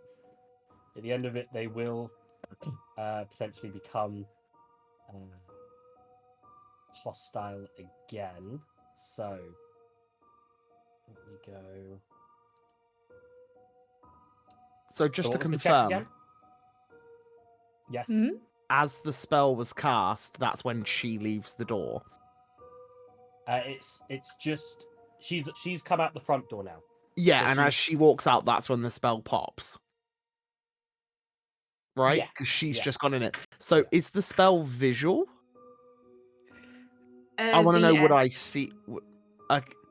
yeah, that's what Is I mean. it- Like, 'cause would I Yeah. see that a spell's going off before coming out, or would I just not know? It is visual. It's verbal and semantic. So, Oh, verbal. Yeah. So yeah, I guess it kind of depends. Well, Aurora has to play Narcia for it to happen. So Oh. you do have to like sing a song. Yeah. This isn't subtle what you're doing, by the way. I've noticed that you're using Narcia to cast Calm Emotions. This is not. Let's subtle. recap. Let's Okay. recap. I will say, because it's first session you've had Narcia. Yeah. She's an instrument. Like you can't Yeah. subtly cast with her. It is very Yeah. much you do a performance and you play Okay. her a bit. Okay.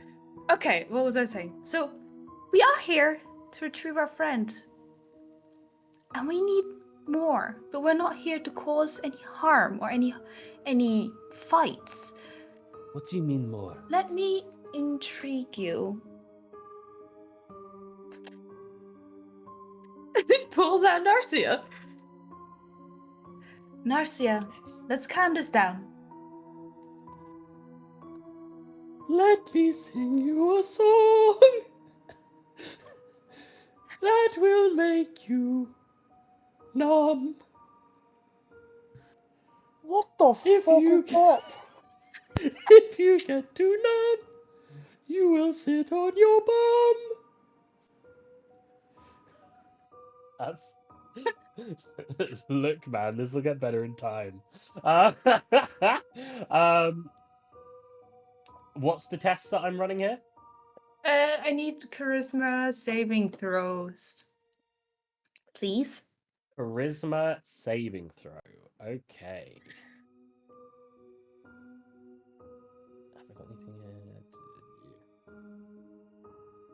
Cool.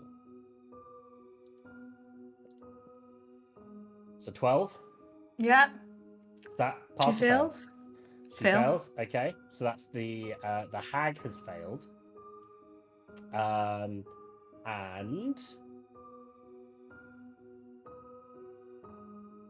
I would just double check, Yeah. but I've played with hags before. Sometimes they have advantage against magic, just so you're aware.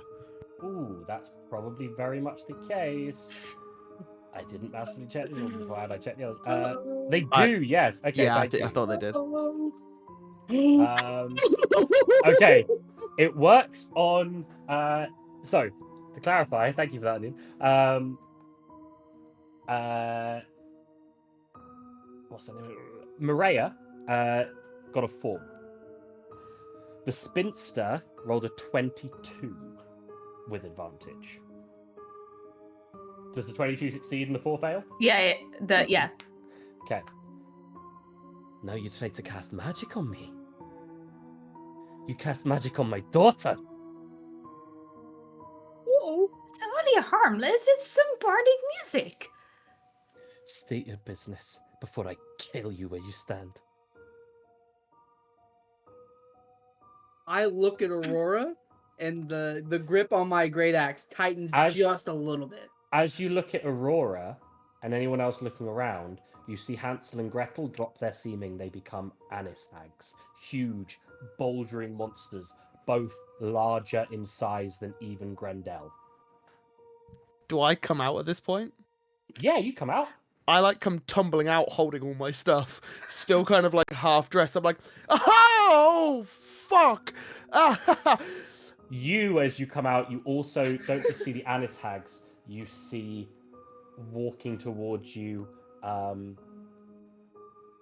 fey creatures, red caps, quicklings. Then it changes What's from everyone's passive perception?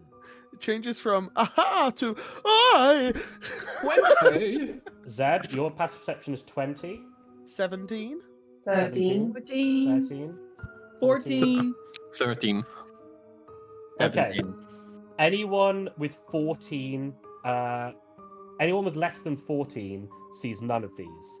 Anyone with 14 or less sees one shadow.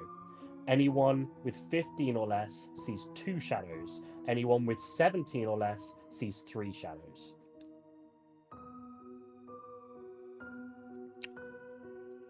So whilst I'm still in stealth, because I'm the only one still in stealth right now, and seeing as we are in a swamp, I would like to look around to see if there's any like thing I can climb on, like a boulder, like a nice boulder. There's a bit of that. Not so much a boulder, but there's a relatively like low kind of tree just outside the house. It's small. Can I? Is it something I could try to perch myself on, or is it? Is it not something? It would be. You'd be kind of going past these, because you're out in the scene at the moment. You'd be going past the fey creatures that you kind of spotted. Actually, make me an active perception check. Active perception. Because you're like on the outside. I'll say that you're kind of looking out for this stuff. 1 second. I do have perception. Okay, cool. Here we go. 26. And with a 26, you see the 4th shadow. As you see, surveying the scene, you see. Let me just double check the numbers. 3 quicklings, 3 red caps. 4 quicklings, 3 red caps, and 4 shadows. As well as the 2 Anis hags and the spinster herself, who is kept in her current form, and this Aladrin woman. You also now see Sebastian come out and join the scene. So, before we do anything, I would like to hold Whisper, which is the bow I picked up in Gog Magog's home. And one of the things I can do with it is communicate telepathically with any willing creature I can see within 30 feet. So I'd like to relay the message telepathically. Bear with me. Yeah. No one is within 30 feet of you. Oh, okay. Right. In that case, no, I don't do that. I just whisper. Haha, friends! You've all come to find me. I'm so glad that you've come. Although I will be honest, the hospitality of our friends here has been really tremendous. Let me pay you for all of those things that you did to aid me in my plight in falling from the mountaintops. Here! And I just shove my hand into the bag of holding, think of some coins, like a handful of coins, and with like a handful of coins go, ha ha ha! And just throw it out into like the swamp. The spinster doesn't look at you.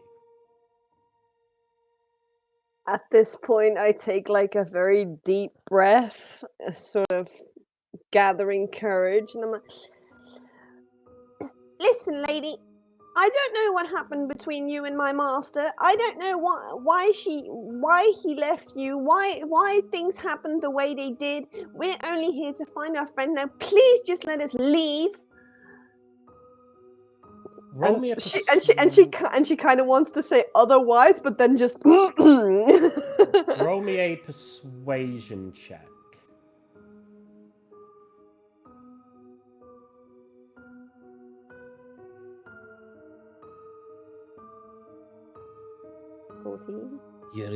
It's a 14.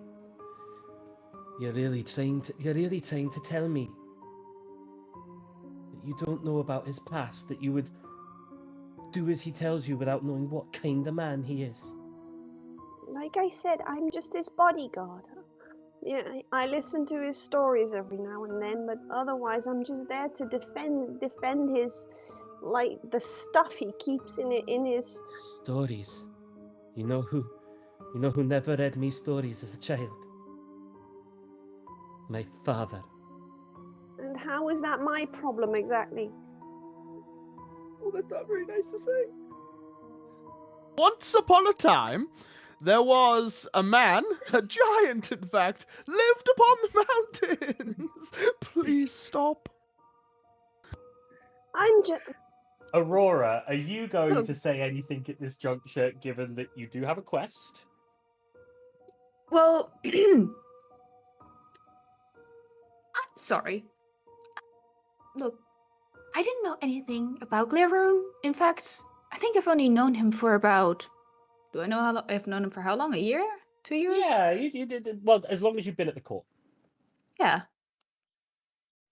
I I have no idea what's going on between you and your father, but why would he abandon you?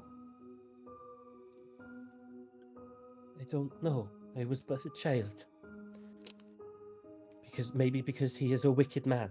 Maybe because he is no man at all. And what? She's not Does he acknowledging seem your like a hand, good? Granddad. Does he seem like a good man to us? I guess to Candelaria he does, but He seems like a man who is very focused on his work. He seems nice enough, but outside of his work, you don't know him to do anything else. Oh, have you had any dreams about your father? I don't dream. I have visions. I choose them. I don't dream. Now take your friend and leave. You're no longer welcome here.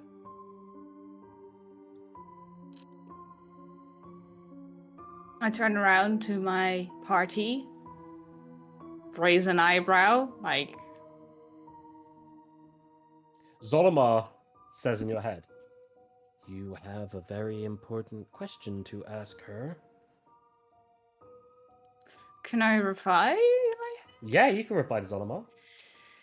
I know. I'm trying to figure out how to do this.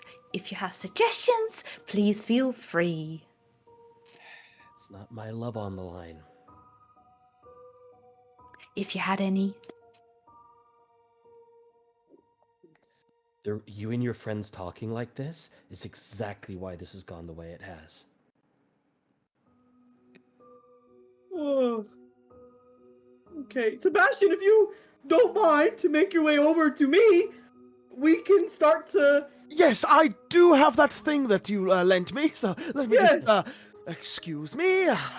Yes. Yes, Come over to me, my friend. sorry, just squeezing by. As you try to squeeze by, this kind of jerks Maria into this kind of shit. I should move too, and she runs over to be by her mother. Oh, thank you for joining with us. Isn't she calm Sebastian. emotion though? What was Would that, you sorry? still want to run? Isn't she still calm emotions? I'd say a minute's probably passed. Okay. I thought you would be dead. I was ready to clean. You know me.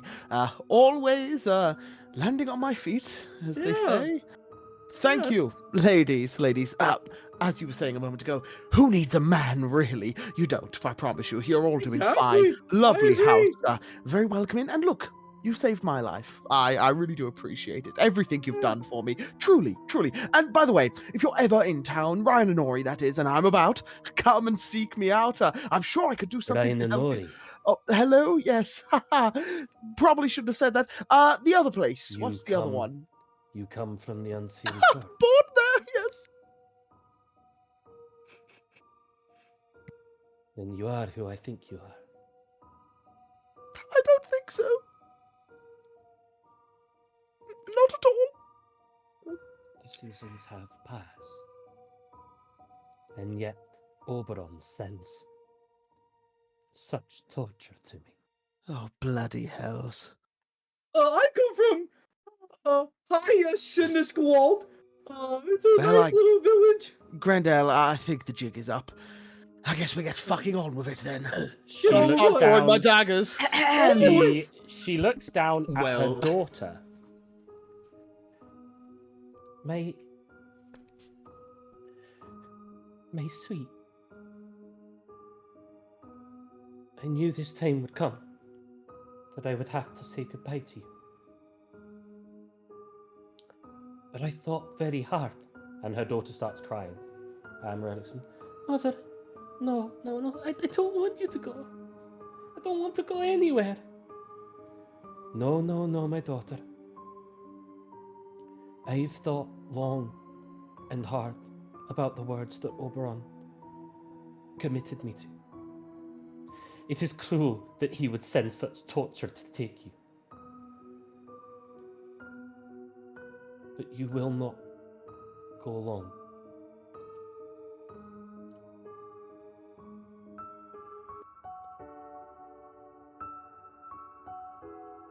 I may never lay eyes on you again.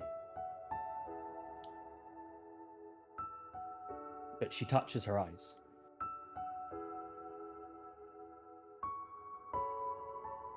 And she looks towards Aurora. But if I give you these, then I'll still have hands to hold her, ears to hear her, and a voice to soothe her. If you take her, take my sight, and take me too.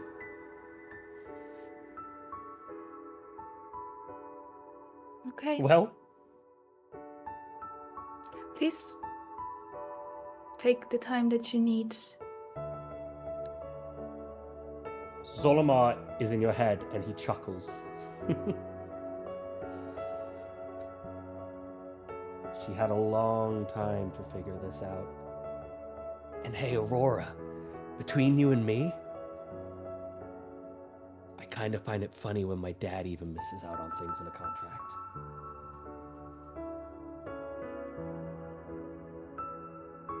What did I miss? The contract says that she may never lay eyes on her daughter again. If she gives up her sight, doesn't mean she's going to be separated from her daughter. What about hands? What about hands? What about The speech? contract says she may never lay eyes on it. You saw the other day, the contract said that I must put it on the table, that it must be on the table. I put it on the table. Can I intelligence, like if I remember if there was anything besides eyes on the contract? It's not your contract. You don't know. This is just what Zolomar told you. And this... Did I correct? not sign anything? No, this is at a all? different contract. This is the Hag's Oh, okay. contract. This is the Hag's contract with King Oberon. Okay. We don't know the Hag's name, do we? Not yet, you haven't asked. No. Listen, I'm so sorry. I'm more than willing to help you with this, but I'm afraid I can't take your eyes. I can take them myself. You remember your contract? Oh, I do. It's cursed me for years.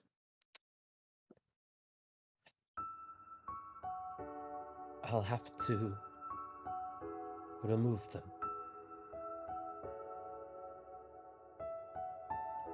Unfortunately. Sorry. Unfortunately, Rosina, you are getting, I'm trying to switch between these accents.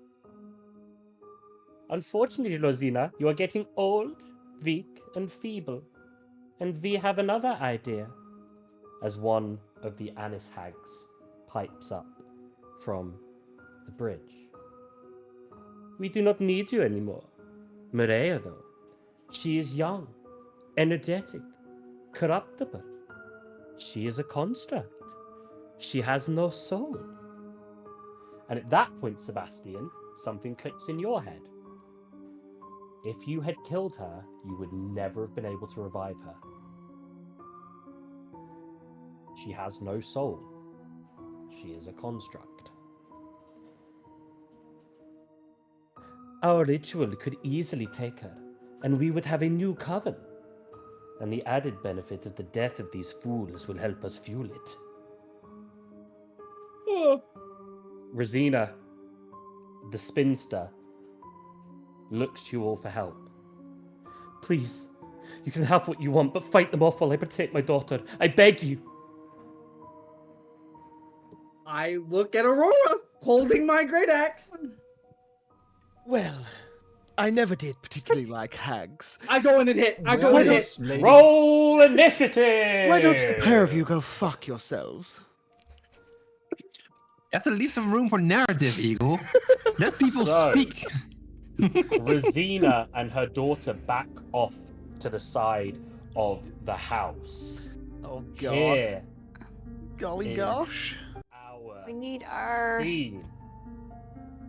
Oh my lord, this map's huge. Wait, let me zoom in a bit. Let me before people start rolling initiative, let me open the thing, the turn tracker. I love the goose. Cool. Honk. So if people just roll again, then I can stick theirs onto characters. Come Ooh, on. that's rough. I have advantage. Oh, I rolled a Yeah, Why do I roll? Well, you've already rolled yours. You so got a 14. bad? You got a 14. Yeah, I'm at advantage. But you got a 14, yeah? I have advantage. On what? On your initiative? Initiative. It's a Yeah, no but you rolled a 13, Still a then you rolled a 14. 14. You told us to re-roll again. No, I didn't. I said roll again and I'll add the one. I'd actually like to point out it's already set up to advantage Yeah. it. So the original roll was a 12 plus 1, so it's actually a 13. Oh, right, okay, so it's 13 Yeah. initiative. Okay. Yeah. Did anyone else roll that? Oh, I Yeah, didn't click my token. My bad. Let me do that. Okay. As if I didn't do that. What the hell? My first roll was a 5 and then a 13, Oh. so. Thank you. Mine needs to be a 13, not a 14. Okay. Clover, I hate you. I'm pretty sure I also didn't click until just now on my token. I'm sorry, but hey, You're it's, alright. you know, Oh wow! So, Did you roll Clover above a rolled- 20? Clover rolled. That one 16 doesn't count. initiative. And May. I got a net 20, 23. Top. There we go. Okay. So, Rosina backs off into the corner. Let me also, because someone rolled a high enough perception to see them all, so I will take these out of. I think we can see them. Yes. So I'm. Oh, there's more? Yeah, there's more. Oh, shh. So you guys may have remembered before the session I said I was going to take a different account. I thought I'd just completely wreck you guys on turn economy. Yeah. On I'll do action it. economy, yeah. Well, we have a golden I don't know goose, if you guys so. have this, let me find out. Oh shit, goose. You did What the are the- important thing though. You got Rosina on side. It was the a tough dark one. It was going to be a tough one. You weren't going down the right path, but you managed to by bringing up Ryan and Ori. It wasn't a particularly hard sell. She was ready to go, thankfully. I did good. Rosina is using all of her concentration to put protective magics around her daughter. If she gets attacked, you feel like that concentration may break. Okay. You now are aware that if Maria takes enough damage to die or go down or to die, there is no way of bringing her back. You will fail the contract if she dies. Can you point them out on the map for us real quick? Are they Yeah. to Like the lost. There's so top? many characters. Yeah. They're at the Uh, north by the house. Yeah, they're north of me. Yeah. It's So the this- purple hag this lady and the is- blue This lady. is the Yeah. daughter, right? And then Yeah. this is Rosina. Okay, gotcha. Yeah. So, Clover, you're so far away. there's Clover managed to sneak around the back. No one is currently aware of Clover's presence, so you will have any kind of surprise that you need. We don't have to do the alert or danger sense rolls to roll the normal perception to find them, because Clover rolled high enough that he found them all. So, at the start of combat, May, how would you like to begin this? Well, May, usually likes to drop in style, and so she will more or less do that. She'll fly down here. Okay. And then drop down with her Superman pose and get her astral arms out as a bonus action. Okay. Which will trigger the astral impact. What? That's wrong. Why is that? Why is that not working? Dexterity save. DC 0? That's not right.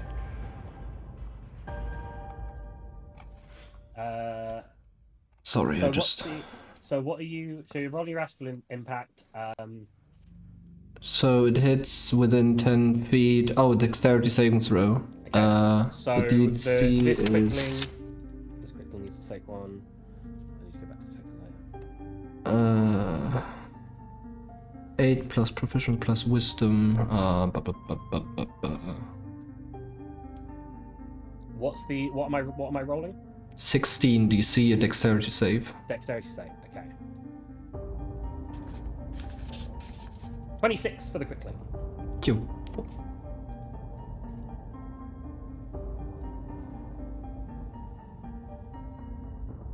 Annis Hag loading up. 7 for the Annis Hag. Mm-hmm. So that's 10 force damage. Okay. Let me just do them all first. For the red cap, it's a 13. That's also 10.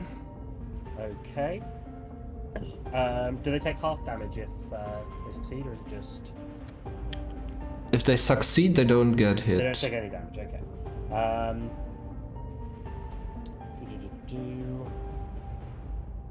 What type of damage is it? Force. 10 force. And then this guy... Well, 4. Okay. So, 10.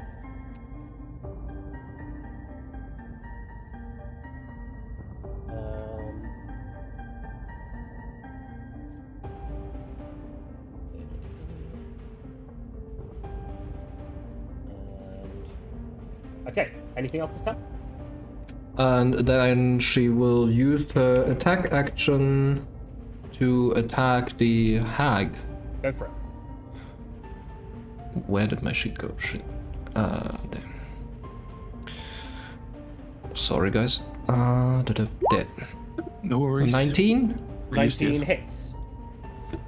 And then I'll go for damage. 10. 10 force damage, okay. I will spend a key point to stunning strike. Okay, what's the DC on that? Constitution saving throw, and again a 16, I believe, because it's a key saving throw. Okay, she rolls a 15. So she will be stunned until the end of my next turn. Okay, nice.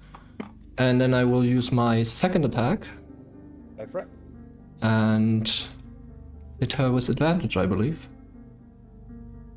I think so. When she's stunned, right? I believe so, yes. 14. 14 misses. That's too bad. Okay. Okay. That's my turn. And I will actually... How many key points have you used now? Just No, check. it will be fine. Yeah. What again? How many key points have you used now? Because you used 1 before the combat, right? Yes. So I have to use 3. Cool. Nice. So, that's that Annis Hag's turn. Unfortunately, she can't do anything this turn. Did that wrong. So we're on to this quickling. This quickling is going to go for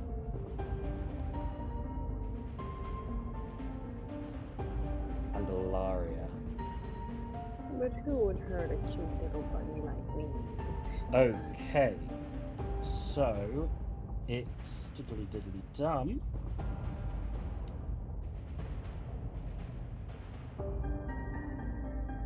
Cool.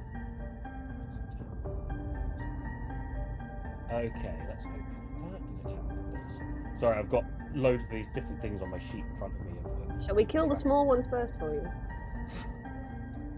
Right. Okay. It's going to hit Candelaria with a dagger attack. There's a 25 hit. Yeah. 10 points of piercing damage. That's only the small one. Yeah, it's going to hit you with another dagger attack. 9. Nat 1, it misses. And it's going to hit you with a third dagger attack. 25 to hit. 9 points of piercing damage. Okay, that's it for its turn. First of the red caps is going to go.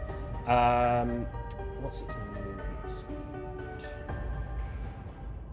It has a movement speed of 25. 25, that is...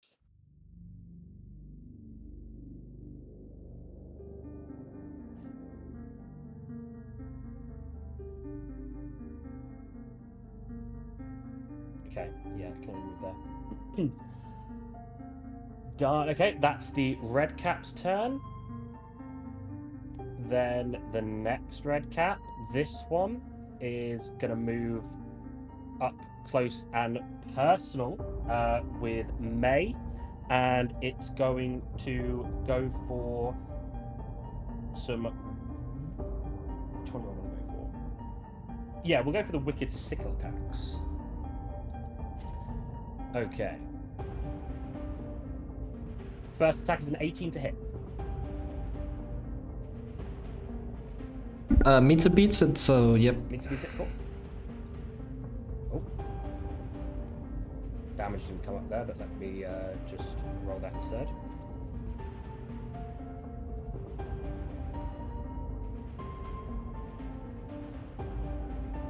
Uh, 8 points of damage. Slashing. Okay, and it's going to hit you again. For a 12. That misses.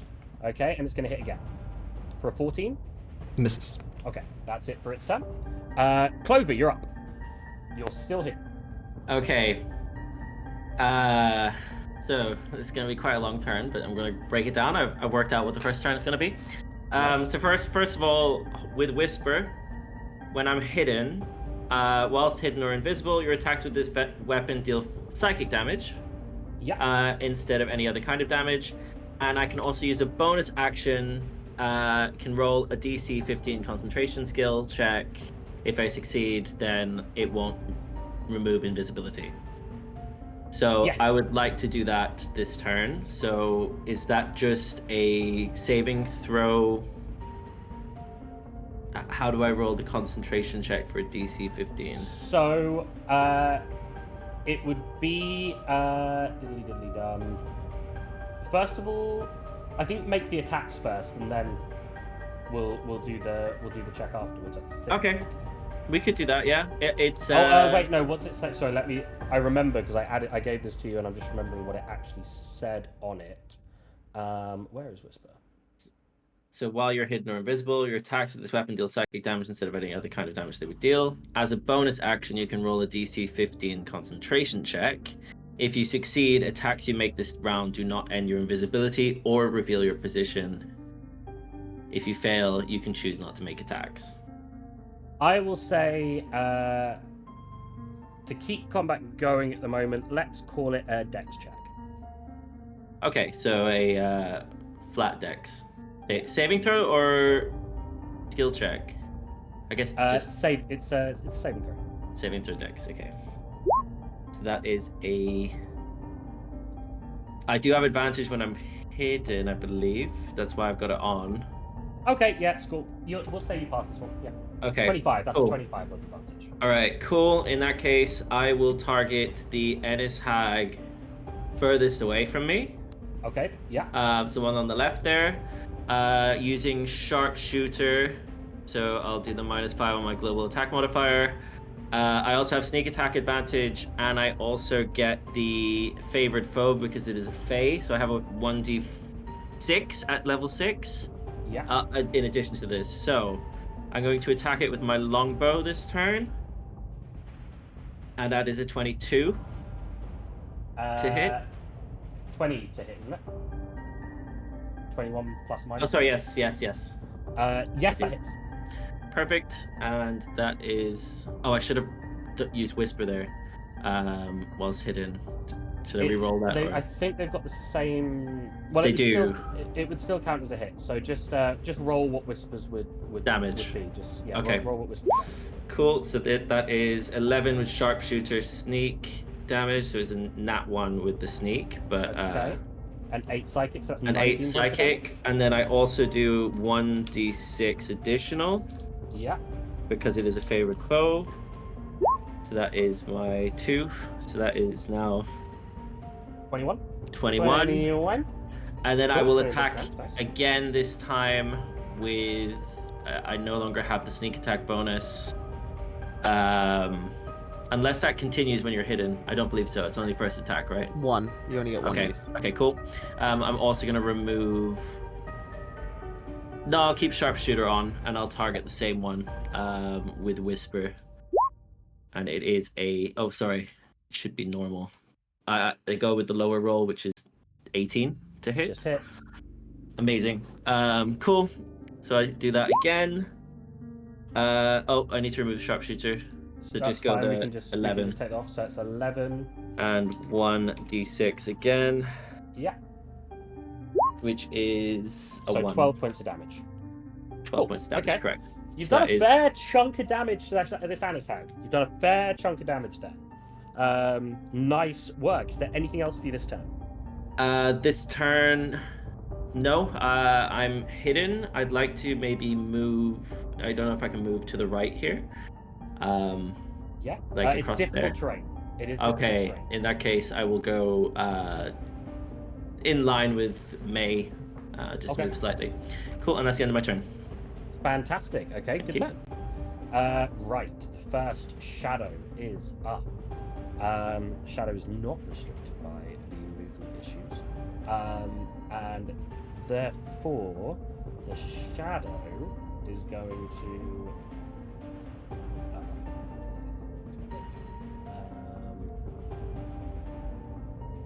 I think where we'll go is...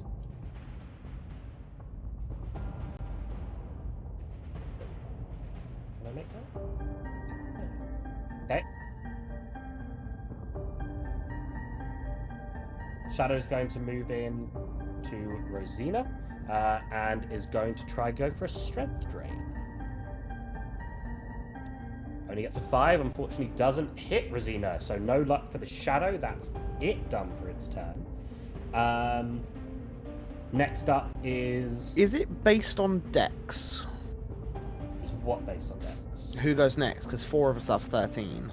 Ah, yes, true. I have an It- 18 in Dex. You have an 18 in Dex. So the Quickling does go first still. Has a 23 in Dex. Jesus. CR1 monster.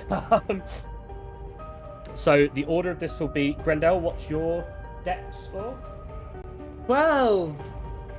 12? Okay, so Yeah. it will go. Roll me a d20, straight d20.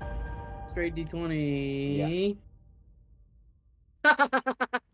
Oh, this is already not looking 15. good. Okay, Yeah. cool. So it goes Quickling, then Sebastian. I'm actually just going to move these around. Yeah.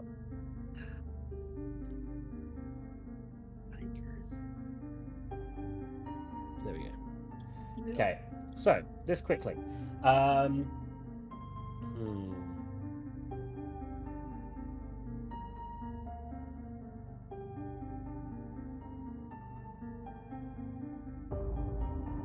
Quickling will also move in to the hag, and will go for 3 knife attacks.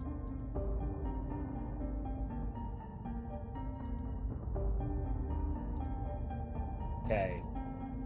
First attack's a 20, hits, and deals 8 points of piercing damage. Second attack's 27, and deals 7 points of piercing damage. And the third attack is a nat 20. And you're lucky this isn't one of you guys.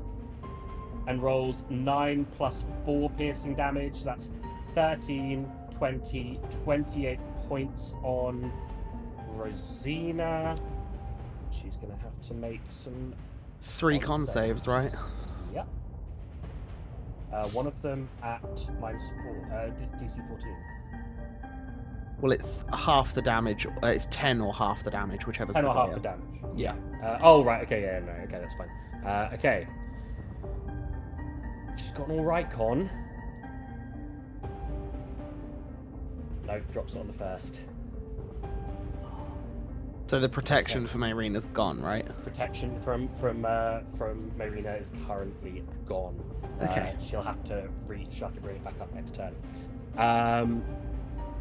But that is it for the Quickling's turn.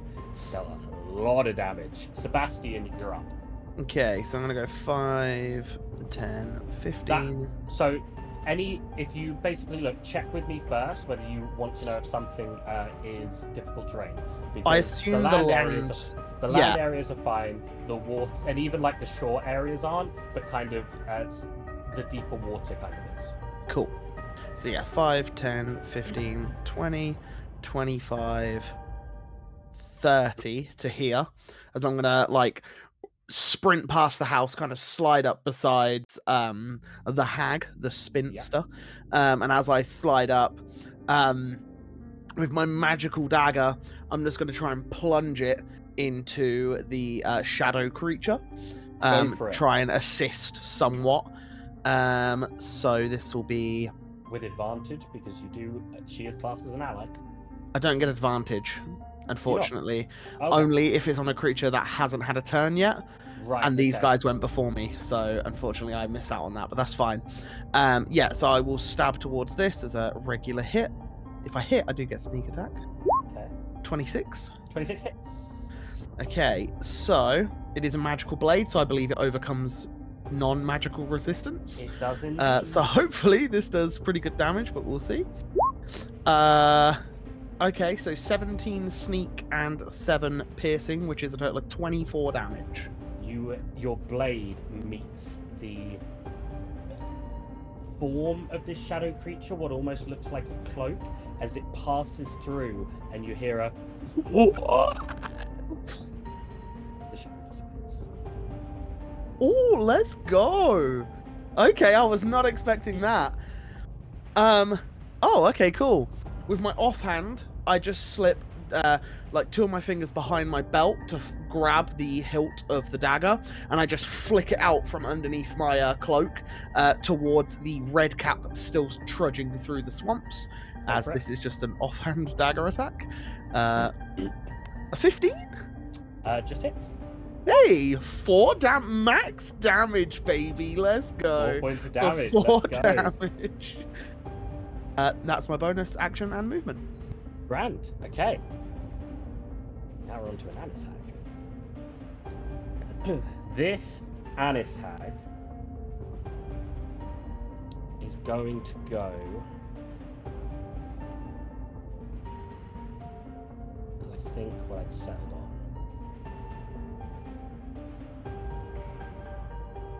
Was here.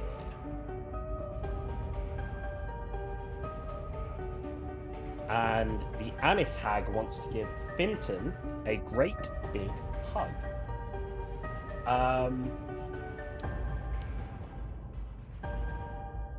So, the Anis hag will use Crushing Hug. 22 to hit. For me? Yep. Yeah. Okay.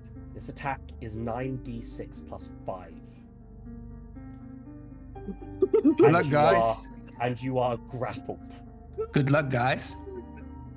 46 points of damage. Still happening? Your Bludgeoning. healer is hanging in the arms of a hag, unconscious on 0 HP. I'm gonna, for the audience, I'm gonna read what this attack does. 46 points of damage bludgeoning. The target is grappled, escape DC 15 if it is a large or smaller creature. Until the grapple ends, the target takes 36 bludgeoning damage at the start of each of the hag's turn. The hag can't make attacks while grappling a creature in this way. I'm going to be fair to the party and the players now, because this is quite a big thing that's just happened, and I'm going to let you all know dropping a grapple is a free action. So the hag can drop the grapple after the damage is done and re-grapple in the same turn. I double-checked this last night to be sure that this was doable. Wait, hold the phone. So it grapples, ends the grapple, and then grapples again. Yeah. It gets 2 of these per turn? It can if it decides to drop it, yes. I checked the rules. Grapple is literally written in the rules, a free action. You can drop it at any point. I mean that she can do that twice in one round. So she can drop it, but she can't use it again because she already used one, right? No, it automatically does the damage at the top of her turn. She can then use a free Yeah, action to drop the okay. grapple, and then she can choose to grapple again, doing the damage again. If she's already grappled someone at the start of her turn. Yeah, exactly. Not this turn only. Not this turn, no, not this turn. So, start of her next turn. So, if she would be. Yeah, if you're already grappling something, she does the damage, you can drop it, can do it again. Doing that twice in a turn and there's 2 of them. I'm running. Okay, so Finton, that's you're on 0 hit points, I believe. Yeah, because my HP is 40. Grendel, you're up. Okay, Grendel just sees this big hag hug Fenton, and I mean, Grendel, he likes Fenton. I think that's gonna piss him off. So Grendel's gonna go into a rage, and for my form of rage, I'm going to take, form of the beast, I'm gonna take the tail, because that is my favorite one to take. Okay, and, I'm mad. I'm gonna, oh man. Yeah, I'm gonna rush it. I'm mad. I'm rushing the big dude, and I'm going to make 2 swings at this thing.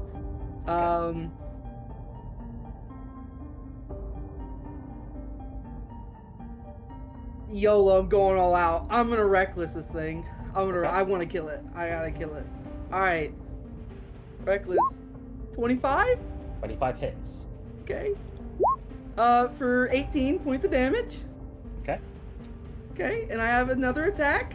Go for it. Yeah. Please crit. Crit. Crit. Go for it. Roll damage. Yeah. 15 plus 2, 17. 17 damage. Okay, it's still standing. 35. Okay. Yeah. It's looking pretty rough, but it's still got a vice grip around Fenton. Okay, that's it. That's all I can do. You can hear the breath leave Fenton's breath leave Fenton as you came over just slightly after it happened. You hear Fenton's bones crush beneath his armor as he's breaking. Oh man. Yeah. Yeah, that's all I can do. Okay. Next shadow. This shadow is going to move towards May. And is going to go for an attack. That's the wrong sheet. There we go. Okay. It's going to go for a strength drain. 21 to hit. That hits. Does 9 points of necrotic damage, as well as You lose 3 points of strength. What is your strength now on? That's okay. I lose 3 points of strength. Yes. So I'm at 7. Okay, if you lose How do all I your note that? Yeah. If you lose all your strength, you die. Yeah. I thought so. Yeah, You don't go that's why. down. You don't go down. Here. You will die. Die. flat out. Also, after 1d4 hours, if the party is unable to revive you, you are not revivable as your soul becomes a shadow. Lovely. Do I note that somewhere on the sheet, or do I just have to remember what my strength is at now? I would make a note maybe in front of you. Cool. Okay. And you take 9 points of necrotic damage. That's it. Yeah. Okay, lovely. Okay. Next. Thanks.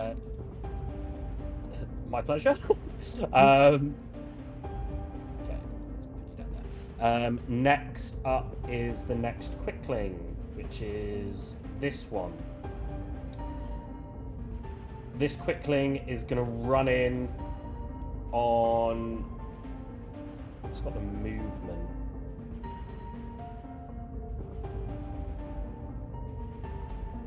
Yeah. Candelaria is closest to it. It's going on Candelaria. Okay. Oh, didn't mean to close that. Come at me, bro. Okay. It's gonna hit you with its dagger. Dagger.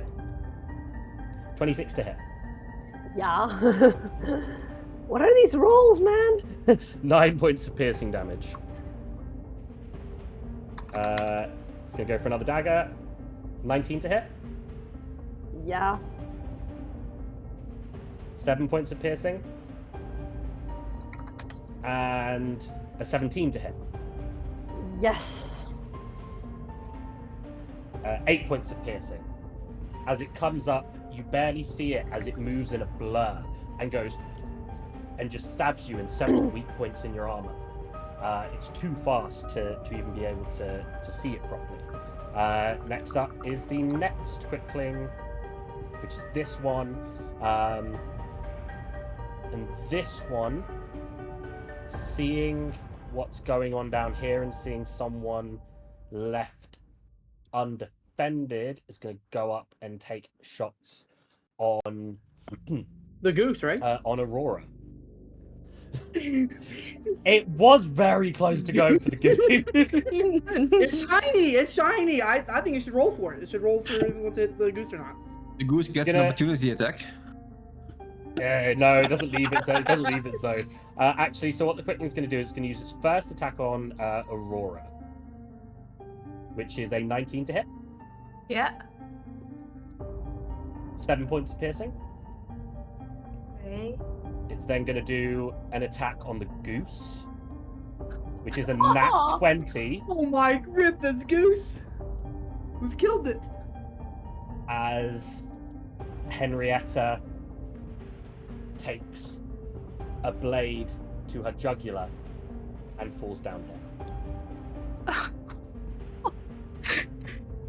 This is what happens when you ask to have a token on the battle map. The quickling moved over at lightning speed, took one shot at Aurora. Henrietta, she felt guilty in the moment as she breathed a slight sigh of relief as a blade enters and exits her throat in such speed she didn't even know that it happened. And it's not even done yet. It's going to take one more hit at Aurora. Nat one. So it misses that one.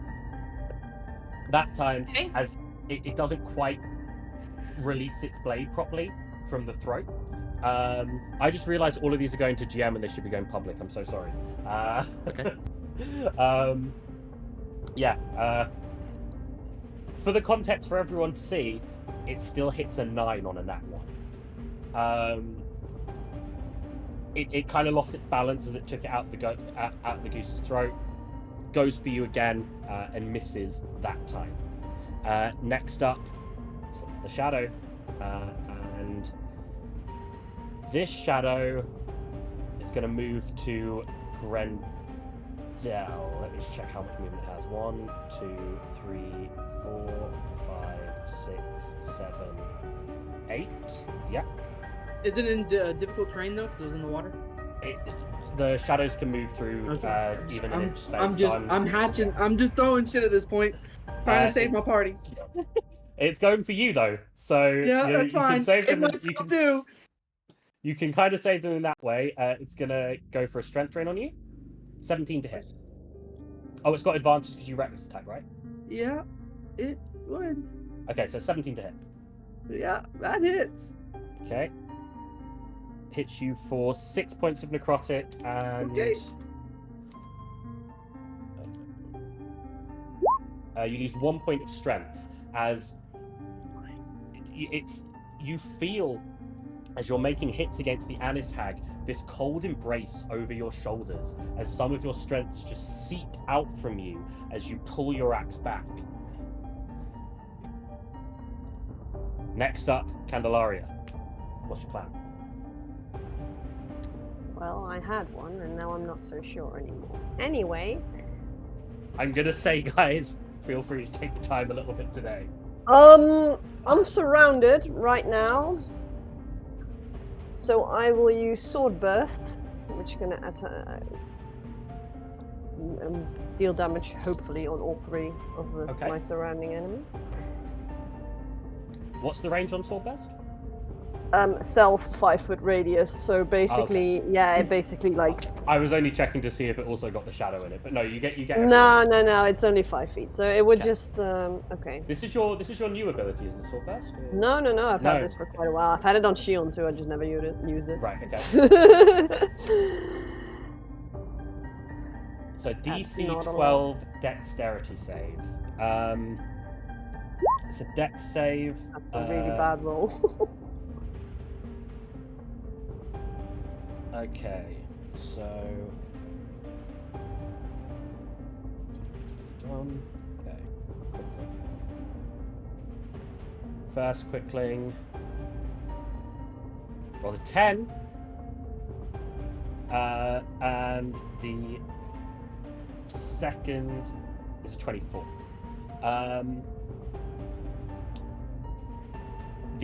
So it's 4. The quickling is so fast that it actually only takes half damage on a fail. And then the Anis Hag is...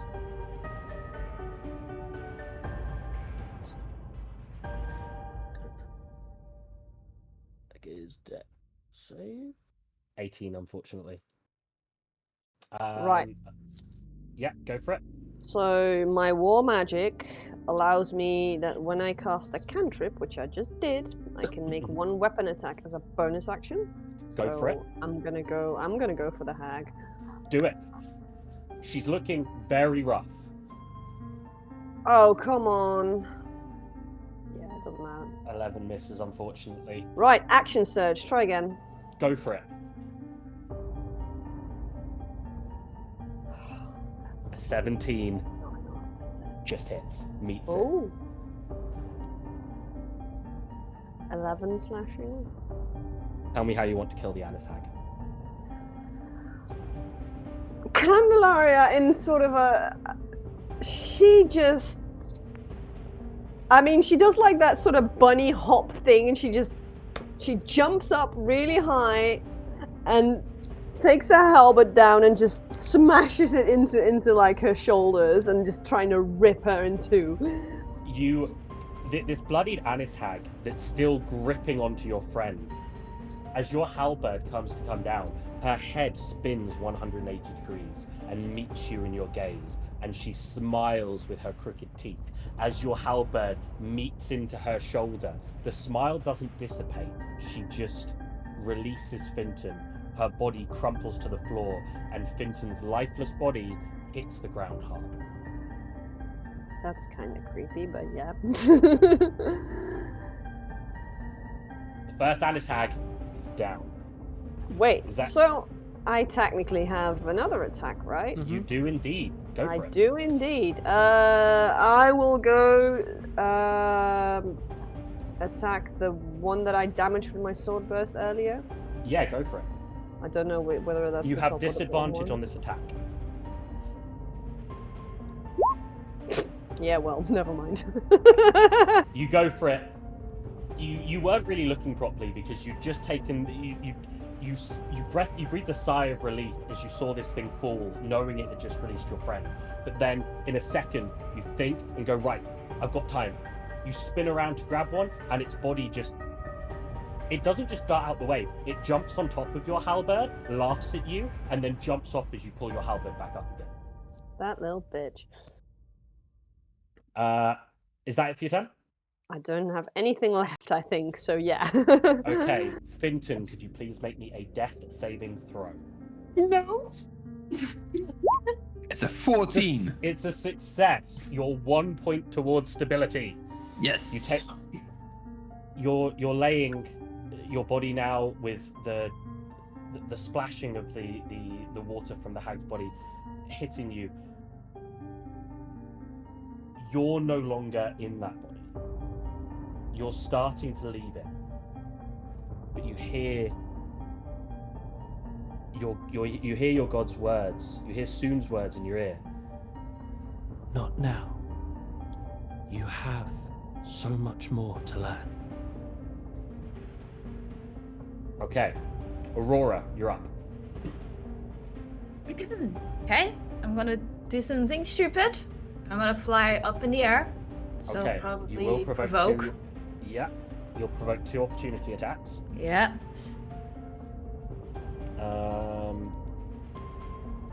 We'll go for the Quickling first. Okay, only gets 1 though, doesn't get its multi-attacks, so that's a good thing. Imagine. 22 to hit. Hits. 10 points of piercing. Can I cutting words? Damage? I think if you got it as a reaction. Reaction. Then yeah, It's a I don't reaction. see why not? Yeah. Then, yeah. Well, I think it's a reaction. It's a bardic. I think it's a reaction, but it costs a bardic. Yeah. Okay. If I mean you've got your reactions is what I'm saying. So I think. Yeah. For this, and then it refreshes after my turn. Mhm. A reaction. Yeah. Yeah. Yeah. Cool. So that takes a 1d8 off, I think. 1d8. Okay. Roll the 1d8. Mm, 3. 7 Okay. points. So Cool. 7 points of damage, and then from our friend the Shadow, that's 19 to hit. Hits. I'm going to take these off for TGM as well. 8 points of necrotic and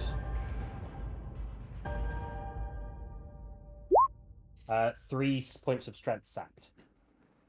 On a reaction provoking thing. It's still its regular attack. It's its base attack. Okay. Great. But I now fly up. Yeah. Looking okay. really rough. You are out Up of in the, the you are air, out out of of the range. situation Finton, come back to us! She casts polymorph on Finton. And she casts him to a giant ape.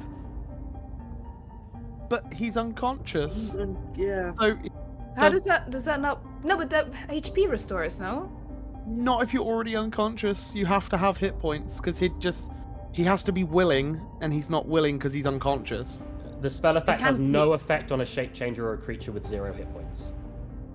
Oh. I'll let you take that back because it would have no effect. So. Are you sure? Yeah. Okay, well in that case Aurora would know how her magic works. I've only, she would.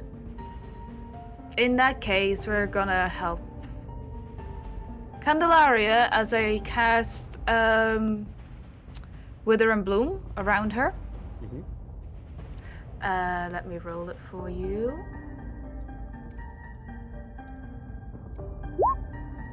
And Candelaria, you get to spend a hit die on your health.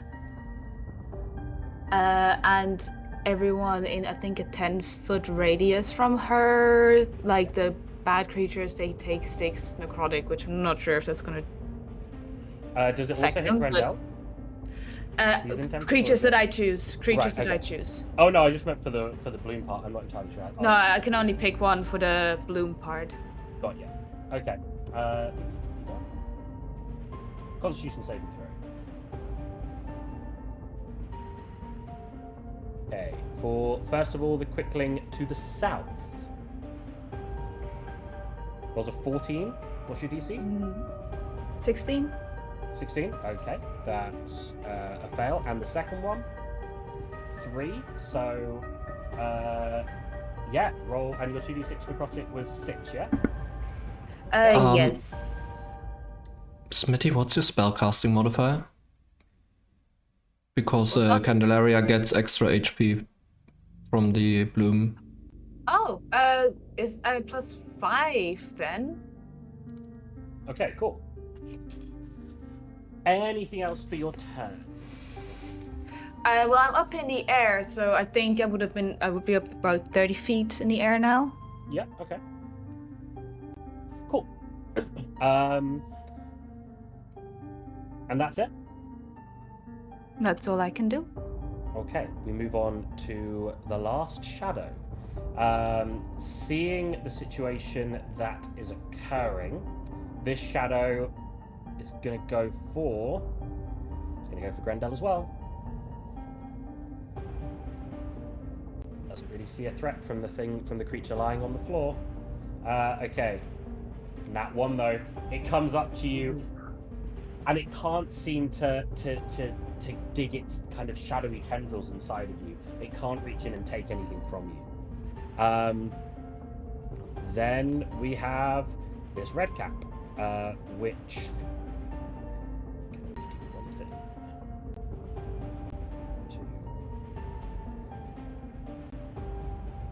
If it was able to move any more, it would have done the one thing it can do, but that's as far as it can move.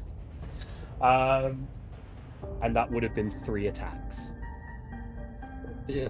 So we've got a very lucky Vinton on the floor right now. Okay, top of the round. May, take it away. May will attack the hag at advantage because she's stunned until the end of my turn. 24. hits. 11. Okay, go for it. Second attack. On her again. Misses. Oh 11 dear, misses. that was bad.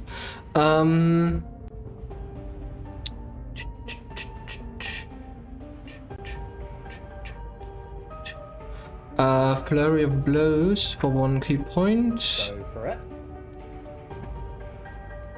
And I get 2 bonus, okay. No, that's the wrong roll, sorry. That's alright, don't worry about it. 18 We'll hit hits. the hack again, yeah. For 8 8. points of force damage. Okay. And I will spend another key point for another stunning strike. Okay. And what's the DC on that again, remind me? 16 and Constitution. 16 Constitution, 17. Too bad. And last strike, I will strike the shadow, which is not advantage anymore. Okay.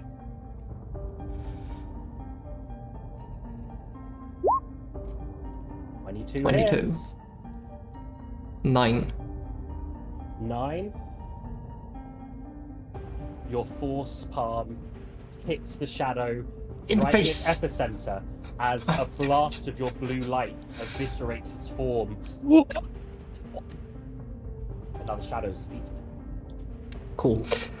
And then I pray for help. Okay, is that the end of your turn? Yes, it is. Good. Okay, next up is that Anishag, and it's pretty pissed off. It's gonna do the thing that it thinks is sensible. Oh, you wish to attack me, or let me give you a hug for being such a naughty girl. Okay, hope everyone's keeping their fingers crossed on this one. Nat 20. Oh, fucking hell, I'm dead. Okay, I'm dead. Bye, guys. What the hell is happening? And look at the crust of Harry now. Don't worry, Finton is on his way. 82 Thank you. damage. Is that Do double I your hit point do max? I evaporate if Is that if double it- your hit point max? You go to 0. double my hit point and then if max? it goes all the way past your hit point maximum the other way, you are outright dead. What's May's maximum hit points? 41. 41. So I would be from 0 to minus 41 on 41 max. May, Pizza. as the Anis Hag comes out of her stun, you feel the ground shake beneath you as she comes towards you. Her huge arms wrap around you. The grip tightens. The first muscles clench. Your visage breaks. You faintly hear your master try to pull you away. You feel a paw on your shoulder. 2 paws. One backwards, trying to pull you away from this creature. But your master is not strong enough. The muscles clench again. You lose consciousness as your ribs shatter. The muscles clench again. The shattered ribs pierce your heart. The ribs clench again. Your lungs pop. They clench again. And there is nothing left to break. May Winter Sprite, you have died. What is the final thing that May would like to think before her character passes over? Well, I hope my family can forgive me that I died in the line of duty. And I hope Spice can be fine. And maybe I will see them again. As your soul leaves your body, your master is standing before you. I am sorry that you must see me like this. You see your master in their true form, not like you've ever seen them before. Before you stands a Rakshasa. Their tiger body, the backwards hand. This was not your time, but you served our cause well, and you will continue to serve it. Your spirit will become one with the monastery, and you will guide others. Come with me, May. As he takes your hand, and you walk away from your physical remnants left on this world.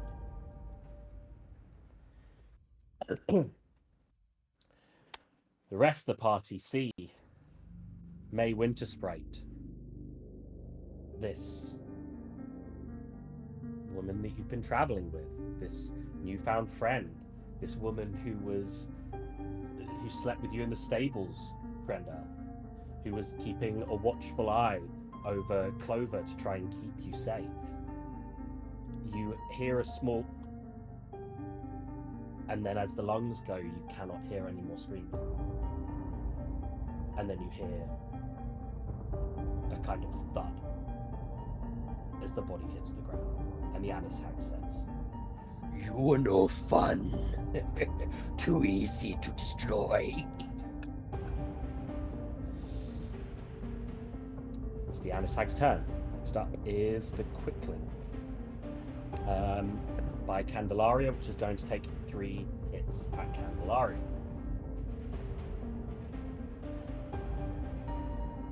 I cast shield.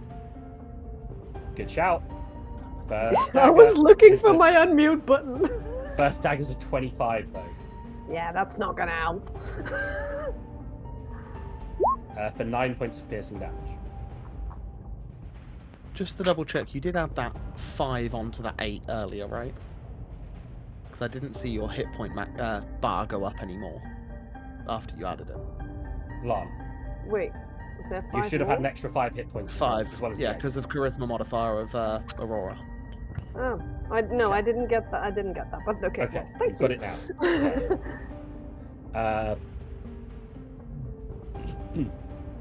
it now. Next dagger. 27. Oh. These rolls, guys, I can't. Yeah, it's not fair. Another 9 points of piercing damage. And one more dagger. 22. Hits. Even with shield. Even with shield? 16 plus 5. You have 16 AC. 21, yeah. Cutting words on the attack roll. Okay. How much did cutting words take off? 1d8. 1d8. Can you do it on the attack roll or is it on the damage roll? I can do it on the attack roll. Okay, cool. Sorry, I'm really lacking on what. You have to roll above a 1. Yeah. Roll. You have to roll above. Yeah. Oh, Cool. Yeah. Okay. Doesn't hit. Phew. Okay. That would have rendered me unconscious if that hit. Okay, Candelaria is still standing. That's the Quickling's turn done. Next up is this red cap, and this red cap is going to go 1, 2, and take a swing at just so onions at Maria. It's going to take 3 attacks with its wicked sickle.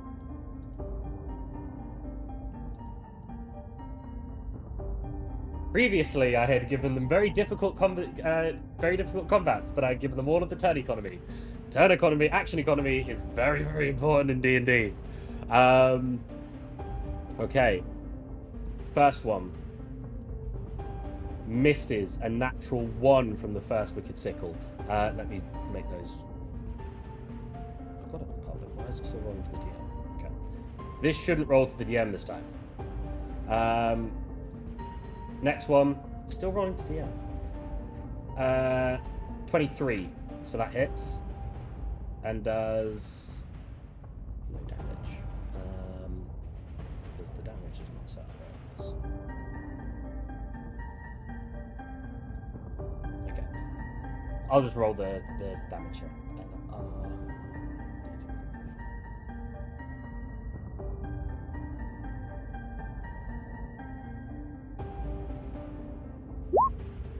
10 points of damage. And I'll do one more, which is a 22 this time, which also hits for 9. So that's 19 points of damage. Maria is looking fairly rough as she... My arm! I have just realised I haven't actually rolled the Night Hag into combat. And a whole round has gone. Yeah, so what I'm going to do is I'm going to give them their turn now, and also they're at 8 in the initiative order. Cool. Does she like heal people, or you said she's shielded, right? She is doing one thing only, and that is. You got rid of turn order. Did I? But would she not have? I was going to say, wouldn't she have shielded back up before I'm gonna say she's gonna give it a go now, because I had missed it. Would also Mayrina have moved last round? No, Maria has no idea where to go. There's a house. She wants to go to her mother. She said she wants to go to her mother. Silly woman. Flight, or freeze, 13. right? She's freeze. She doesn't get the shield up this round anyway. Morea's in shock. I suggest both of you get in that home and bar the doors. Not your turn yet. Okay. That's it for that red cap. The next red cap is up, and it's going to make attacks. Oh, no, it's not. It's going to move 1, 2, up to here. Clover, you're up. All right.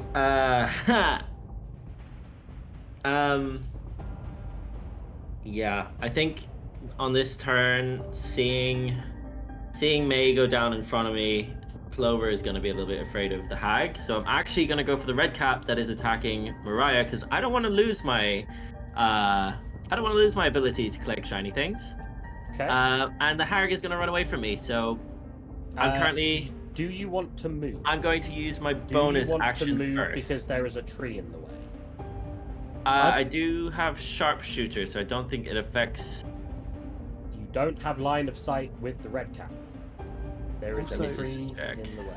Also, the only one losing something is Aurora, because Aurora's the only one that's signed. Wow! Did you understand that though? I That just mean, because, you know. It's true. I'm just checking. Because obviously, if your action relies on this, I'm yeah. saying now, Paddy, that Yeah, I can't see. Yeah, if you don't have line of sight, it's not like obscure terrain or anything. There is physically that area where all the branches are around. That area is Okay, on this turn, first things first, I will use my bonus action once again to try and conceal my attacks. go for it. I will roll the dexterity saving throw, and 15 is what I need as the DC. I don't get it. Nope. Okay. I will move. I will move this way. You're a Gloomstalker, aren't you good at moving through difficult terrain? I do have, yes, I do have, hold on, bear with me. You can use your rabbit hole. I could also do that, but I'm only going to move about 10 foot to the left. So, I mean, do I need to? No, you're fine if that's all you want to move. Yeah, that's okay. Okay, cool. And then based on this, oh God. Okay, it's gonna bring me out of stealth anyway, so my first attack I get sneak attack, correct? If there's advantage. The attack must use, bear with me. Only if it's advantage. Attack must use it. Okay, so I don't get it on the hag. Alright, I will just go flat damage then on the hag with Whisper. I'm currently hidden, so I guess the first attack would be hidden, and then second attack would be standard. Okay, so first attack is perfect. 24 hits. And it is 6 psychic and 1d6. Don't you also have your sneak attack? Don't you also have your sneak attack damage this time as well? I think it's only if I have advantage on the target. Right. Okay. If you're stealth, don't you Your have? stealth, you have advantage on the target. So roll another hit to see if you. Yeah, if you're stealth, you have advantage. So first of all, roll another hit to see if you get a crit. If you don't get a crit anyway, roll the sneak attack damage. Okay, you don't crit, but still roll the dice for sneak attack. Yeah. So that's the sneak attack there. Cool. So 8 total so far. I also have the 1d6 damage because it's my favorite foe. So that's 13. I think 14. I think it's 14, right? 6. No, it's 13. 6 plus yeah. 2 plus 5. Yeah, 13. And So then pretty I will go again with my extra attack this turn. This time around, it is physical damage, and it is a 16 to hit. Just misses. Cool. It collides and gets lodged in her skin. Nice. And breaks it off. Who turns to look at you. Okay. I don't think I have anything else I can do. Oh, yeah, no, I have nothing because I failed my bonus action. So that is my turn. Okay. Next up, we have a Quickling here who's going to take attacks on Rosina.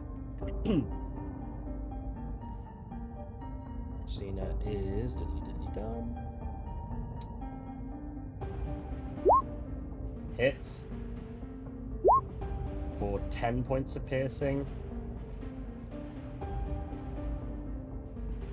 Hit. Yeah, that's a hit. I think. I'm gonna double check.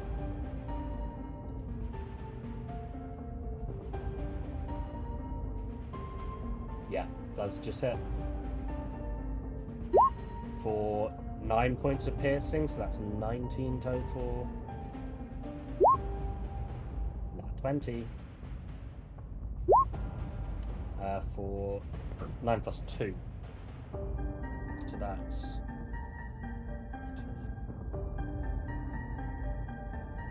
30, half 15.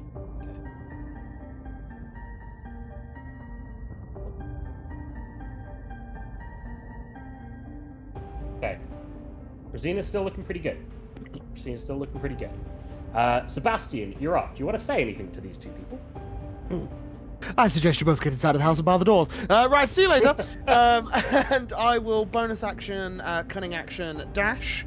So I'm going to go 5, 10, 15, 20, 25. Can I go one to the left and that's still normal terrain?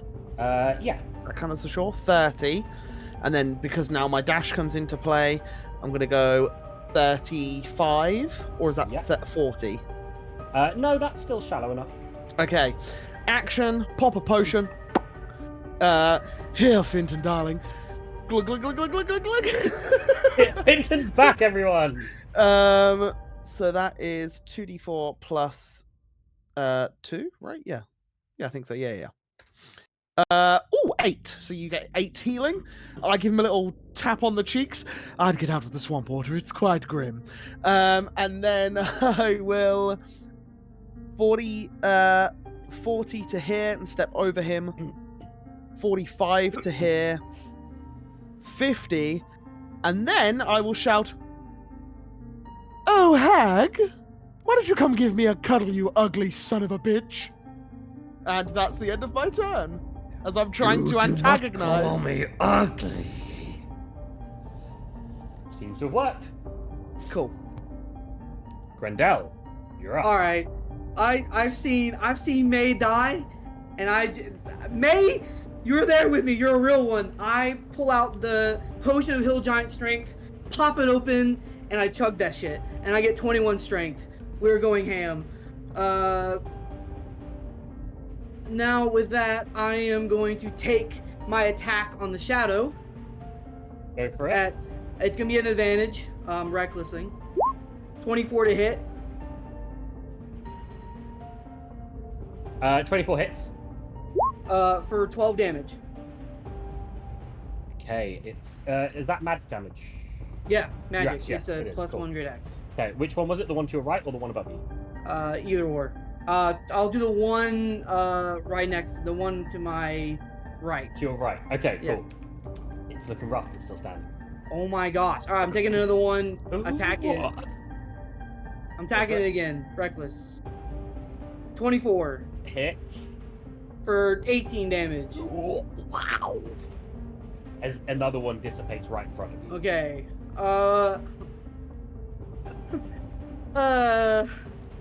I just, I yelled to Candelaria, "This is your mission! Do something!" And I'm just holding on. I have nothing to do with this! He's in a rage. He's in a rage. It's Aurora! Don't you have your tail? Aurora, do something! Yeah, don't you have your tail attack?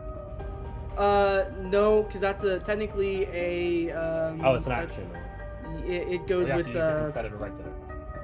let me look real quick. I thought it was a bonus. Yeah, I've already used my bonus. I mean, he used his bonus to take his Hill Giant Strength. enter rage. Until the rage ends, you manifest a natural weapon. Attack. When you attack with it as normal. Yeah, it's just an attack weapon. Okay. Oh, okay. Okay, Quickling time. This quickling. First quickling up. It's going to go for Candelaria. It's the one it's in combat with. Please roll shit for a change. Okay. Still Drop got them my shield loaded up. dice. Still got So, my shield up. so what's your AC? 21, yeah? 21. Okay, let's all keep our fingers crossed. Oh, I missed it. Are you fucking kidding me? Laters. Can you roll 7 shit on points your of piercing damage? damage. I'm unconscious. For everybody who is Down. watching at home, it is a 22 that was rolled. 22 was rolled, yes. So Also, Candelaria- the minimum damage they do is 7. Is it? I had 6 hit points. It's gonna move up and it's gonna take its next 2 attacks against Sebastian. Oh, hello, you! Oh my god! Okay. So 12 to hit. Oh, how cute. And 17 to hit. Get It it. hits. Why do I not get those rolls? That's so 7 fair. piercing damage. Ah, you. Ugh. And the other one is now going to attack Sebastian. Wait, what? It's 12 not to your hit. turn! Excuse me, I It pointed is, it. it's No, not. no, it's not. This. It's Yeah, the one but- next to Aurora. It's the chicken. Yeah. Yeah. Oh yeah. Oh, you got lucky. Oops, okay. Well, in that It case, still come for me, but yeah. no, this one would move into because Aurora's too far away. This one would move into Grendel and miss its first attack with a 12. You little shit. Next one will. Next attack is. It's at advantage. Oh, is it advantage? Mhm. Okay, so I'll roll that I first am- one again. Yeah. That's a nat 1, so don't worry Doesn't about matter. that. Okay, next one with advantage. 17 It's. hits. It does half damage because I'm raging. Okay, that's 4 points of damage. Uh-huh. And then we have one more. Okay. A 26. It's. First was a nat 1, but that's 5 points of piercing. Oh, I laugh at it. Oh. So that was 10 halved to 5. Okay, now we're going to try and cast our spell again from Rosina.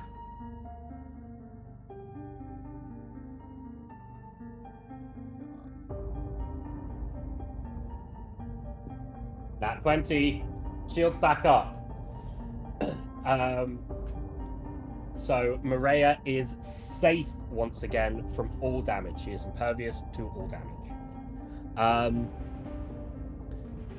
Next up, Candelaria, can you make me a death saving throw, please?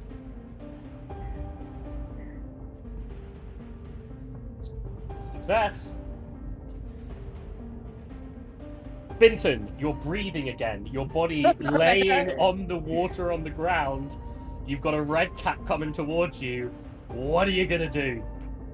I have a red cap coming for me. I'm in the middle of like enemies.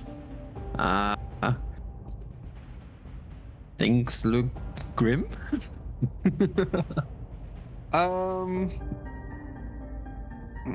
had a plan. I'm gonna do this. I'm not gonna do this. I am doing this. First of all, I'll chug a potion, which is a D 2d4 plus 2. 2d4. It's a 5. 5. It's something. They're hit points, my guy. They're all good. Exactly. Then I'll waddle myself over to next to Sebastian, and I'll use. Oh, hello. Hello. Thank you for the potion. All right. Wait. Thank you for the potion. Hey. And then I'll use Cure Wounds on Candelaria. Go for it. Good shout. On second level, I guess. Mm-hmm. Mark it on your spell slots. I will. 10. 10 hit Plus points. 5. No, Oh. 15? 15. That's a huge heal. Oh, nice. 15 points. Yeah, hit that's points stuff back. like one more hit. And then next to that, because I am also a blessed healer, Yeah. when I cast a spell first level high that restores hit points on a creature other than you, you regain hit points equal to 2 plus the spell's level, which is 4 for me. Let's go. And basically, that's the end of my turn. Soon comes down and caresses the two of you in her arms. You feel a warmth that you're used to, Vinton. Candelaria, you haven't felt this before. You're not too used to the gods, and it's almost like the smell of roses kind of permeates the air around you, and this sulfurous kind of smell that the bog is giving off is permeated by this beautiful rose scent as this warmth fills your body and you come back. And the final thought that I have, I whisper that also to Candelaria, and I reckon Sebastian's hearing this as well. Lady Soon is with us. Soon somebody's coming. Your sword glows, Vinton. Aurora, you're up. What's the plan? Aurora is pondering a little bit. Isn't it in the air? Candelaria is looking rougher than Vinton, right? I think they're about the same. About the same, but yeah. 15 HP. Let's go. 17 HP. Let's go. Wow. Okay. For a minute she hesitates, but then she starts casting a similar spell to last round, but you feel that it's stronger this time around as she upcasts Wither and Bloom once again to level 4. Okay. And I get all 3 quicklings in this. Got ya. Okay. So what was it again? Was it a dex save or? It is a Constitution save. Constitution save. Okay. Okay. Wouldn't want to so do a first, dex save. But... We're gonna do the one bottom leftmost, so beneath Vinton. 13. Fails. Okay, it should be on normal anyway. Okay. The first quickling. Poof, gone. The one to Candelaria's right. 13. Fails. Fails. Yeah. As this kind of this time this tendril of overgrowth comes out of its mouth, as its body has just become a plant, or kind of like the clothes that a plant could wear. And finally, the one next to Gretel. 15. Also fails. And it takes a hit, but it's still standing. It's looking rough. 18 points. Wait, And oh, it's 18 points. yeah, it's upcast. No, sorry, it also screams and dies. You have killed all 3 of the bastard quicklings. Well done. Probably the roughest thing Aurora's ever done in her life. Candelaria, you feel better because you can use 3 hit die now, plus 5 hit points. Anything else that Aurora wants to do this time? I just glance over to the Rosalina. What's her name? Rosina. Rosina, yes. How is she looking? She looks fine. She looks. Oh, okay. Then I just focus on what's in front of me, but I stay up in the air. She's got a quickling that she's dealing with that she's not hitting. So like, yeah. Eventually that's going to cause issues. But for now, like she could unless it probably I don't know crits its next load of attacks, she could probably still keep going. Mm-hmm. Cool. Is that it for you? That's it. Okay. Oh yeah, there is still one left. Cool. This shadow is gonna go for you, Grendel. No. They've not been great so far, but it does hit 21 this It time. hits, yeah. Is that my strength? For 6 points of necrotic, and It's also advantage because he reckless. Yeah. Just in case you get that crit. Yeah, yes, thanks. true. Yeah. Gotta get the crit. 24. No, it's fine. 2 points of strength sapped from you. Now, this is the thing that I had to pause before and double check.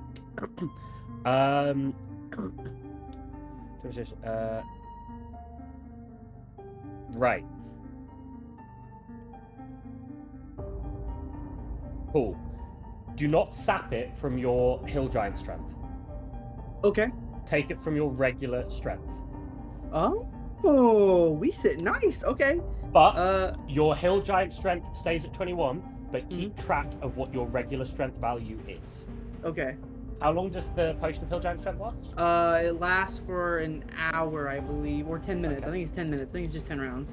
Okay. I'll double check. Well, no, it'd be more than 10 minutes. But anyway, we see strength. Yeah, so do keep track of that. So what's your strength one now? Oh, what strength he's at now? So he started at 16 minus 1. So he's at 13 right now. 13. strength. Okay, cool. Just regular, yeah. Cool. Still going. Right. Now this red cap. Yeah,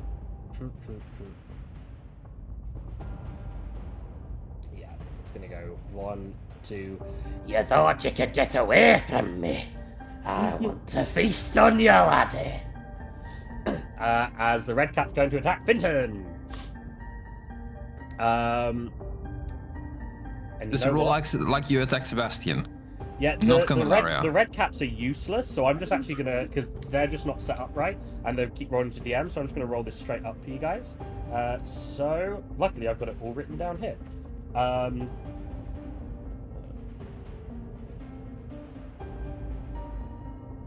Okay, first one's a 19 to hit. AC is 19.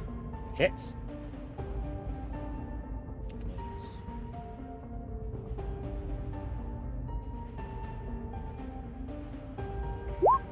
9 points of damage from the first attack.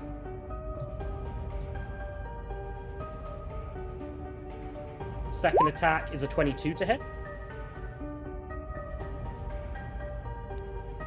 Yeah, that's 6 points of damage. I'm sorry, because I'm not sure because it's being rolled like this, but can you silvery barbs it? Yeah. If it's a d20 plus something? Yeah. Okay, silvery barbs, but I'm not sure if it's too late now. We'll let you go for it. So yeah, roll your. What was it? Was it? Actually, a reroll for the d20. So reroll, okay. And you get to give someone advantage as well through silvery barbs on the next thing. It's an 18, so that misses. That misses. Okay, then it's third attack. 24 to hit. That I am hits. going to roll damage again because I did let that one go back. 11 points of damage. Why? What? How many hit points were you on? As Finton drops down again. Oh, for God's sakes! Finton! Who do you give your advantage to, by the way? Clover. Nice. Hey, top of the round, it's not May. It's the Anis Hag. Hello, sweetie! Yeah, with the quicklings there, and with you surrounded, I was gonna have like her roll to see whether she was gonna do it or not. But now the quicklings are gone. She's coming in. Gonna give you a great big hug. Come to daddy. Does she actually really want to run into like that many people? Yeah, fucking pissed her off. And she's gonna give you a great big hug if she can hit you. Probably is, but I'm expecting her to. Okay. Everyone's got their hands clasped together. I think I can take one. 18 to hit. It does hit, yeah. 38 points of damage. That's exactly my hit points. However, reaction, uncanny dodge, take half. Okay. There you go. Cool. So I take 19 instead. Ow! obviously, like, this is how the rules work. Uncanny dodge is so weird in this situation. Uncanny because she's dodge. grappled you. I like to think she grabs me, but like where she was gonna like crush bones, I like Yeah. slip into a better position. Yeah, so basically she's dislocated your shoulder instead of crushed your ribs. I'm like, oh. So yeah, so you are now grappled. Not that I don't think this hag's necessarily going to survive this next time. This red cap is going to go Palod, and is going to attack Rosina.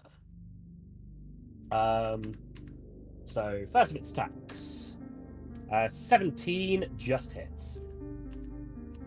No one's doing any reactions or anything. I don't want to speed over it. I've run out. Cool, that's fine. I was just checking this time. 8 points of damage. So to plan how the attacks would go, I am going to do the concentration check.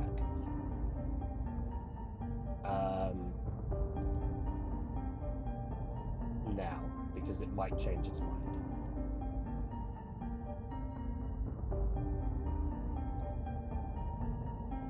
$22, it's fine. Shields are up. Next one's a 10, that misses. And last attack is an 8, that also misses. Don't know how these rolls happen to these guys and not you, but okay, so she takes 8 points of damage. She still seems pretty fine. Okay. The next red cap is up, which is this one. I can only get to there, so it's going to go 1, 2, and it's going to go for Candelaria. Hey! Clover did alright. I shield! Not gonna. Yeah, I shield. Again. You shield? Okay, no worries. First one's a 15 anyway. Yeah, that would have missed anyway. Next one is a 13. Why did I shield again? And the last one's a 19, so it was less shielding! Yay! Okay, as it comes over with its sickle, and it just it bounces off your shield each time. Next up is the hidden one, Clover Thistlefoot. Actually, I'm no longer hidden because technically. No, you're not, but you are kind of like in the shadow. Yeah, I mean, you know, I'm standing in puddle deep water. Yeah. So this turn, I have advantage thanks to the silvery barbs. And I'm going to target this hag here. Okay. First turn, sneak attack, whisper with sharpshooter. A 16 misses. Okay. Just misses. Okay. I will now just attack it again. Go for it. I'm gonna keep sharpshooter. Do I keep advantage here? Yes. Yes, I'll keep advantage, and I will go with sharpshooter again for 19. It's perfect. So that is 19 points of damage. Okay. Plus the. Before you roll this d6, I'm gonna tell you. You really want this to be a good roll. All right. It's the 1d6. 1d6. It's a 1. Not 1. So that's 20 points of damage. The hag looks rough, but the hag is still standing. Okay. And with that, I will sort of just make my way over. I know it's difficult terrain, so I'll just slowly make my way over towards May. You have that ability to move through rough terrain? I'm not moving very fast. I'm moving like 2 squares, which I think is 10 feet. Oh, okay. So I should be okay. But you can move. What we're saying is pretty sure you can move further. But, I think that's okay though. Okay. Right, let's quick things up. It's gonna go for 3 attacks again. Actually.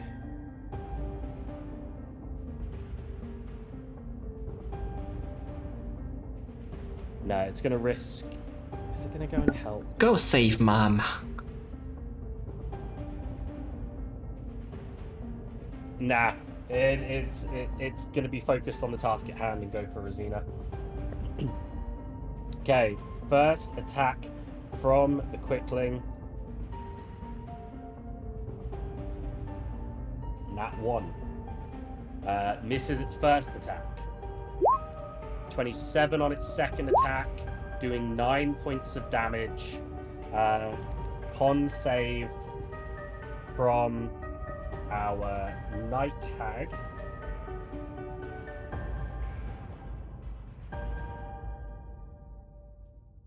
Which passes.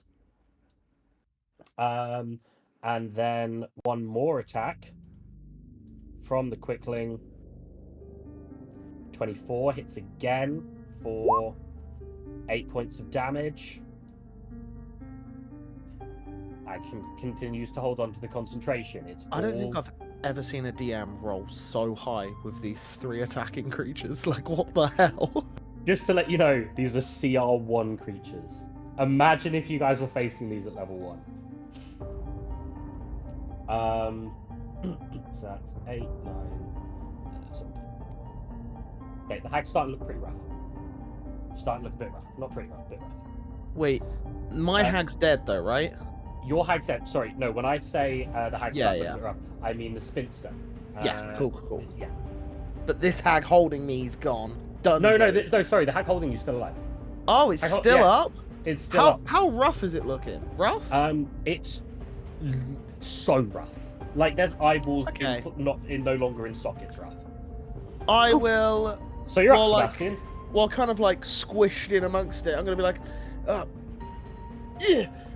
Like, stab her. I do have allies within range, so I will take a good I'm going to tell you this. Yeah. You need to hit. Okay. What was her AC? Like 18? Oh my lord. Something AC like that. is 17. Oh, 17. Okay. I get a +9. Okay. Let's go. Never mind. Okay. Do you want to use your offhand? Yeah, I'm gonna. Because your offhand can still do enough. I don't know if it can. It does like 4 damage. Right. Exactly. It's on 1. And with my hand that's like crushed below, I just kind of like start wiggling my wrist around, hoping it just stabs her. Yeah, 20? You hit. Now I'm going to tell you this. You have a 50-50 chance. Oh, is it 2 health? 3. But if you're on a 3 or a 4... Oh, okay. Yeah, of course. Praise be... Oh, wait. It hits, so I get sneak attack anyway. Oh, right, okay. There we go. Baby, let's go! How do you want to kill this hag that currently has you in her grasp? So she's holding me, and what I like to think is I just give her a little like belly poke with my offhand, and then as she drops me, I raise my hand up and just goes through the bottom of her jaw and out through the mouth. You do that, and she has been so ruined by the things that have been done to her previously by Clover and May, that as you do that, you hook her jaw, and her head comes right off. It spins around on your dagger, and it comes down to face you, and the smile creeps up even as its head has been detached. And then I kind of go, ooh, ooh, ooh, and kind of like, as I like flick it, I think the head just disappears into the swamp. As you throw it off, the head bounces off the body collapses to the floor with a splash from the mud beneath her, the moist mud, and then as you throw the head, it lands right next to the corpse of May. Oh, bother. Anything else for your turn? Finton, did you... Oh. You there? I just point my daggers at the red cap, and that's the end of my turn. Grendel, you're up. You still have a shadow behind you somehow. I do, but... This is a really long one, guys. Thank you for sticking with us, and thanks to all the long players who stayed on. I think they have it from here. I'm now more worried about the objective at hand. So Grendel, in his fit of rage, is pissed off that he's on this mission. He's rushing right over there. He'll take the attack of opportunity. He's rushing over here. I have the movement for it. 13, so I think that's a miss. It's a miss. Oh, he has it. Oh, even with advantage, yeah. Reckless. I'm gonna take one swing at the small little poo-poo head. Go for it. Go for the small little poo-poo head. You have disadvantage on your attacks. With advantage, or just be normal then? So it'd just be a flat attack, yeah. Yeah, it'd be So 13. 13 misses. Okay, then I'm gonna take a swing at the bigger dude because I'm not missing these anymore. 24. Go for it. 24's a hit. 20. 20 points of damage. You take a big chunk out of it. It's looking okay. Okay, and yeah, I'll just look at the hag and say, "Oh, I'm over here to help you. Hi." She doesn't even look at you. She's just focusing fully on trying to hold on to keeping her daughter safe. And it's her turn. She doesn't need to bring up the shield this turn. She just focuses on keeping it going. Takes all her concentration. Candelaria, you're up. After careful consideration and, well, just basically talking to Finton, I have decided to attack the red cap below me. Go for it. Finton's like, I've been talking. I've been talking to Finton's corpse. Well, not his corpse, but his unconscious stature.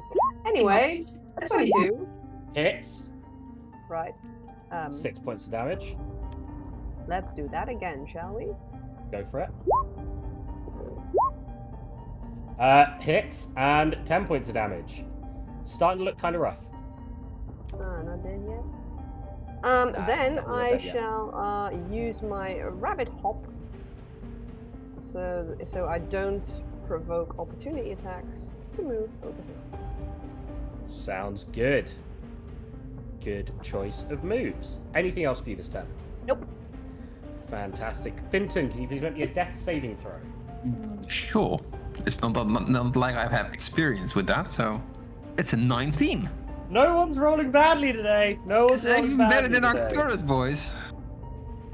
Also, It's almost a net 20. Also, Lan, Shun spoke to you in a way that you should have attacked the lower one. It was Shun saying that to you. And for some reason, Shun said, "Hey, attack the other one." It's walking there. Okay, Aurora, you're up. Yeah. I'm gonna go for the guy that Grendel just attacked. Go for As she angles it in a way that it's not gonna hit the quickling or the red cap? the red cap. Okay, go for it. And she's gonna angle it in a way that it doesn't hit Grendel or Rosina as she casts Cloud of Daggers. Go ahead.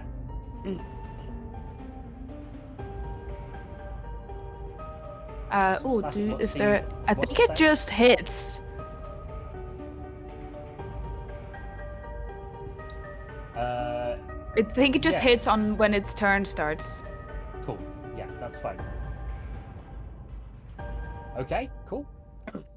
When its turn starts, it will definitely do that. Anything else for your turn? Nope. It's where I stay safe. Okay, sounds like a plan. Next up, our last shadow is here, and it moves in, and it's going to attack the elf changeling man. Aren't you ghastly? Oh!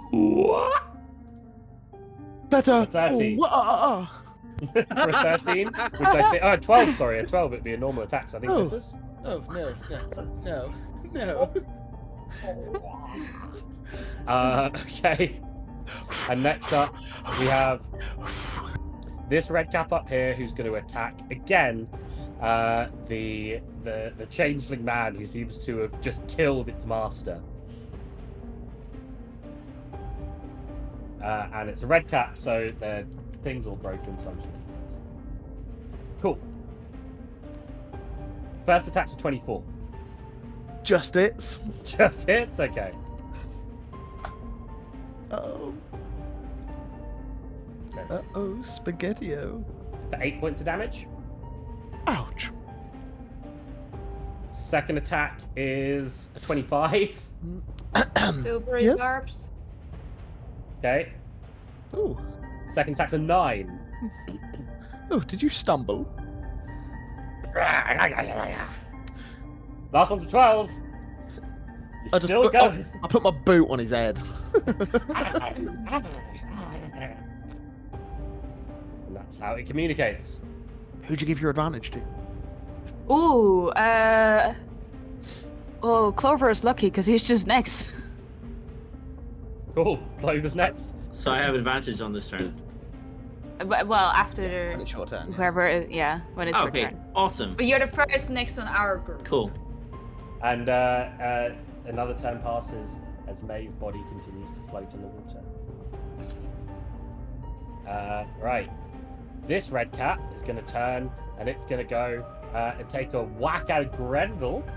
He's gonna take some damage first, I believe. He is actually, yes. How much damage is he taking? I think it's 12. It's Yeah. 4d4. It's rolled already. It's 12. Does it do that to everyone, or is it? No, she rolled it when it was first cast. It's only in right, one okay. square. Okay. Cool. Cool. Minus 12. Nice.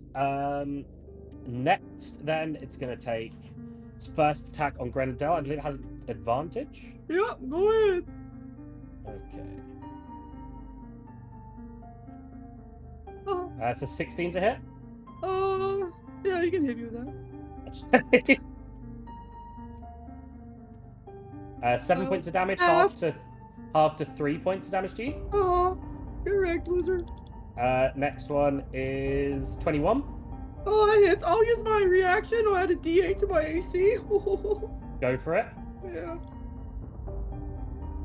Oh, never mind. Not enough. So It's a 16. 2, so that's not enough. Yeah.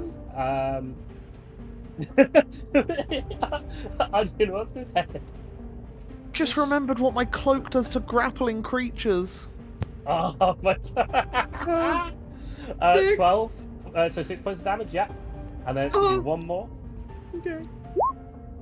Which is wait, no, it's 9. As Grendel, you keep on trucking, my friend. Next red cat, this one is gonna move up to Sebastian. I think Candelaria's taking enough hits, and I quite enjoy hitting it. And it's gonna go for 3 attacks on you. Never mind. First one's a 14. Beaten. Onion.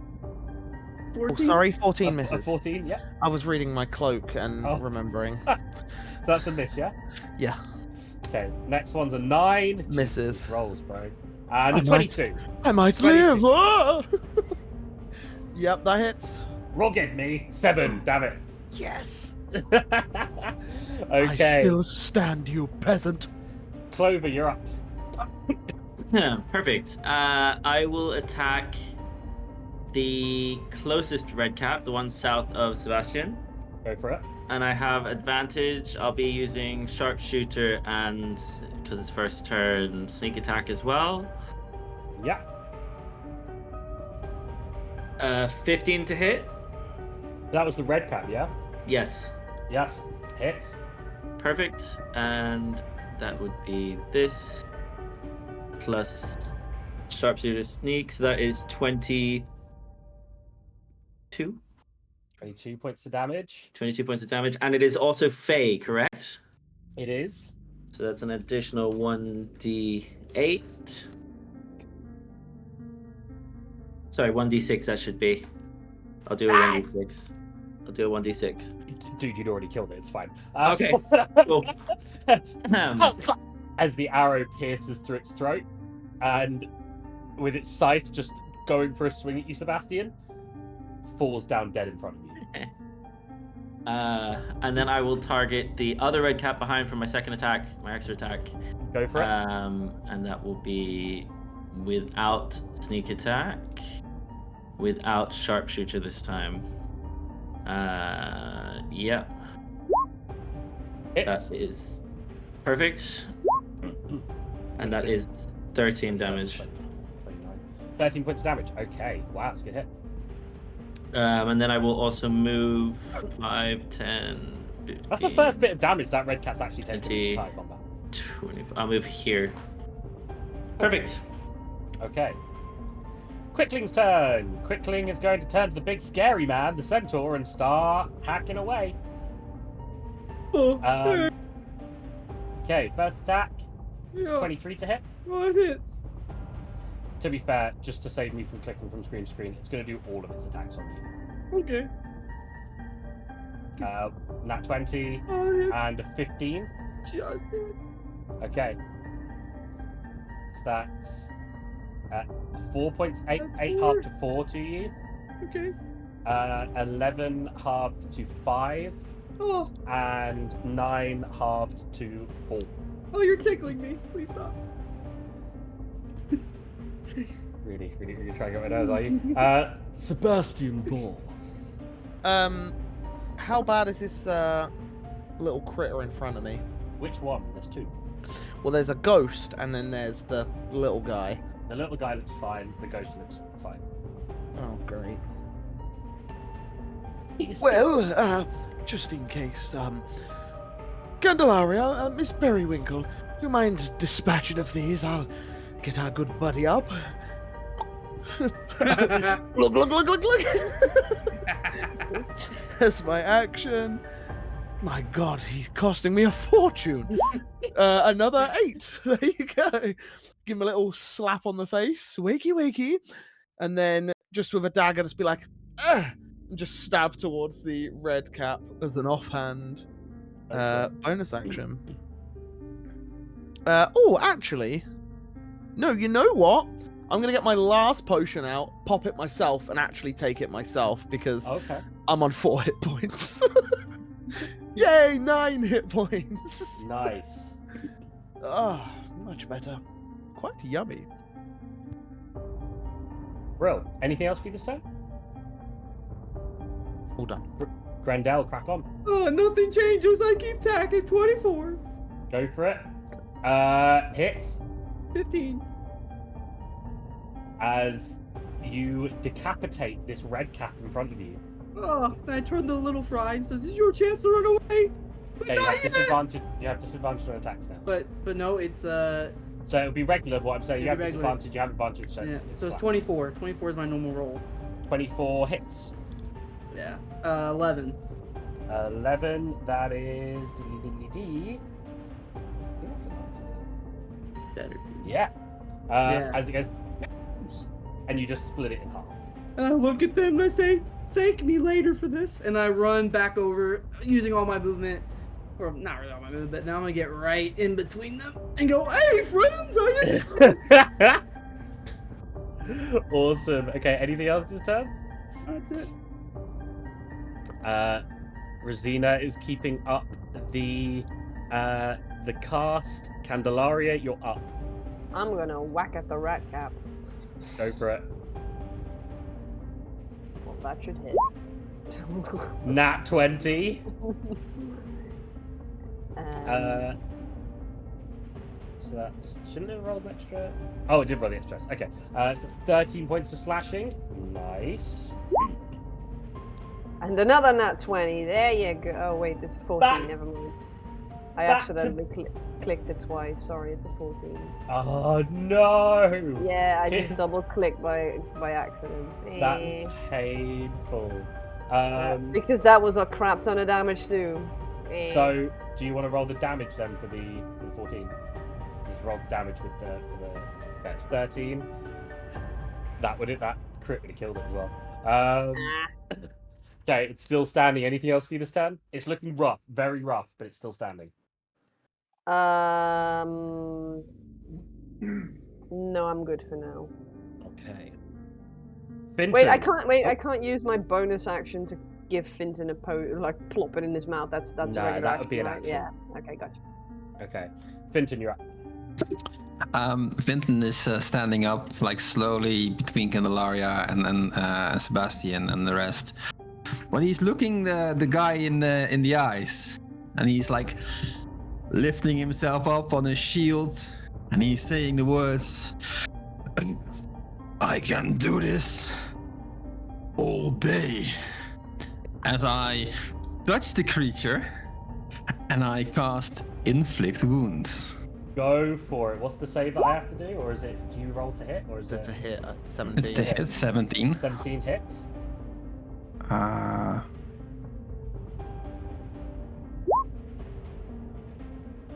That's a 27 necrotic damage.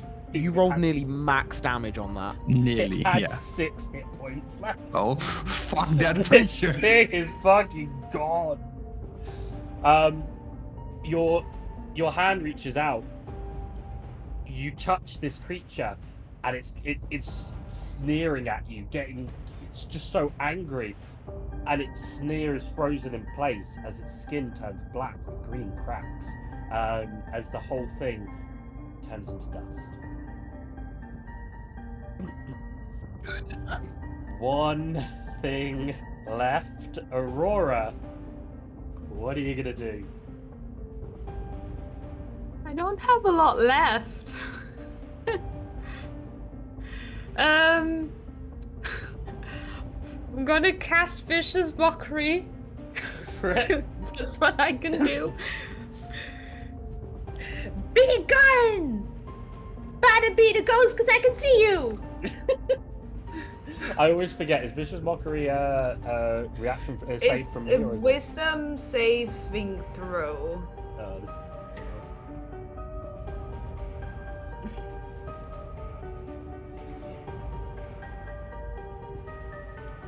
Where's that? There. Ooh. Yeah, this ain't great. It's an 18. Oh, okay. Yeah. I rolled well. Then Flat roll, but nothing. sad times. Yeah, that's what happens. Nothing. Okay. The shadow God. looks God, towards this Sebastian. The shadow looks towards Sebastian. For you shall come to me. Jesus, that was so difficult on my throat. You're just a lot of hot air. That was a good one. Good job. I like that one. Thanks, I'm It hits trying. you and rolls a 20. Uh-oh. 20 to hit. No. Yeah, No, silvery barbs. I can do one more time. I can take it. One more time. Okay. One last time. Don't nat 20 me. 21 this time. Crap. And rolls I an take- 8. Oh my god. Oh wait, is it 8 instead now? Okay. Yeah. I'm on 1 hit point. And I it takes can- 4 strength from You don't get it. reaction on that? Oh yes. Yeah, half it. You halve it, okay. But it takes 4 strength from you though. I feel a bit better. Oh god. Oh god, my strength's on 6. If you can't kill it this round, this could start getting a little bit dicey. Clover, you're up. Okay, I just shoot it with a longbow. Hits. Cool. And it is 7 piercing damage. Okay. It's not dead yet, I guess. You get to add sneak attack to that, right? Do I need to? Yeah, you do. Smitty, do you give it one? No, because I'll hit it again. Yeah, For but what? you get sneak attack anyway for free. Silvery barbs. I will I'll cast. put it this way. It's not looking rough Oh, yet. does silvery You made it barbs still reroll, give right? advantage even if it doesn't Yeah. work? Yeah. Oh, Okay. it would always it keeps going to Clover then, but yeah. Okay. Oh, so I have advantage. Yeah, okay, roll the advantage, see if you crit. And if you don't crit, you've got sneak attack anyway because you've got advantage. So I add sneak attack this time, correct? Well, Yes. roll to hit first. So it'd be 14 instead, so 14. Okay, so that's fine. Now roll, and then also roll your sneak attack. 1d6. 26, so... Okay. And now roll your next attack. Cool. I'm also going to use my bonus action to place Hunter's Mark on this. Okay. Hunter's Mark is on, that's fine. Cool. And then I need to hit, and it does. Hits. Cool. There's the piercing damage. And it's gone. Okay, amazing. It's done. Oh Thank my God. god. And Okay. that brings my total to 120 damage flat. Right, guys. I'm gonna call it there. We have one of our we have one character lying no longer with us, no longer on this plane of existence. We have a rather injured Myrea. We have a very injured Rosina. We have a dead goose. We have a very dead Henrietta. And we have multiple members of the party who are on death's door and have met death's door so far this combat. They're all going to be like this going forward, so they better get prepared. But we're about to go on our Christmas break. We'll be back in January. And we'll see you guys... well, for you guys, we'll see you next week. But for us, we'll see you in, what, like 3 weeks? 3 weeks, I think it was? Yeah, we've got the dates anyway somewhere. Thank you all for hanging out with us. I know this is a bit of a long one. I'm going to quickly go through everyone so everyone can get to bed and see to their children if they have them. So, first up, Agent Zeb, where can everyone find you? I'm Agent Zeb. You find me here mostly, since streaming is weird. But probably on my streaming channel doing like RPG stuff, strategy stuff, and most likely with my wife. So, yeah. Fantastic, thank you very much. Lan, you're up. Actually, we'll go Onion because Lan's looking at something important. Onion, you're up next. Hello, you could find me here as Sebastian, or whatever other characters I play, or DMs, whatever. But yes, find me here. I'm going to go to tend to my friend May. Okay, and next up we'll go back to Lan. Yeah, that was my mum sending a text message. I knew it was important. I'm psychic. Yeah. Anyway, my name is Lan. You can find me here over on this lovely YouTube channel or whatever with these lovely people playing me. So happy Christmas and see you all next year or something. I don't even know when this is going to be uploaded. So yeah, whatever. And next, thank you very much, Lan. Next up we have Paddy Max. Thanks for watching, guys. I'm Paddy Max. You can find me over on my streaming platforms as well as on my YouTube channel. Otherwise, I'm here every week. Another great session, Rose. Thanks for having us. And yeah, that's me. Thank you very much, Paddy. And next up is Smitty J. Hello, I'm Smitty. You can find me here every Friday. And you know what? I just realized after 6 times filming this is that we could have said you can find where to find us in the description below, because this is YouTube, but it's 6 sessions later. But that, yeah, look in the description, probably. Yeah. Anyway, bye. Have a nice Christmas. Indeed, thank you very much, Jane. Next up is the Eagle Outlaw. I don't know who's supposed to be the one shouting that out. Someone's supposed to. Someone production's failing us. Anywho, I'm Eagle. You can find me. You here are playing... production. I'm Eagle. You can find me here playing as Gretel. And yeah, you might find some stuff soon over on Twitch or YouTube. You don't know. Maybe future stuff is in store. Keeping it. Thank you very much, Eagle. And Tim. And you can find me as Finton here on the Net Traffic channel on YouTube. Thank you very much, Tim. And you can find me right here. I am your DM. My name is Rez. Just want to thank the entire group for being here and hanging out today for as long as we did. We went an extra hour over what we normally do for these sessions. But there wasn't really a good time to cut the combat. So I'm going to let everybody go. I mean, happy Christmas to all of you guys. It's not going to be Christmas for you guys in the new year, but I hope you're having an absolutely wonderful time right now in the lead up to Christmas and whatever you're doing when you're watching this. Thank you so much for hanging out. We'll catch you next time. Peace! Dashing through the I'm snow, running up that hill. I'm running through the swamps. I'm going to save Finton. Oh, yeah. Okay.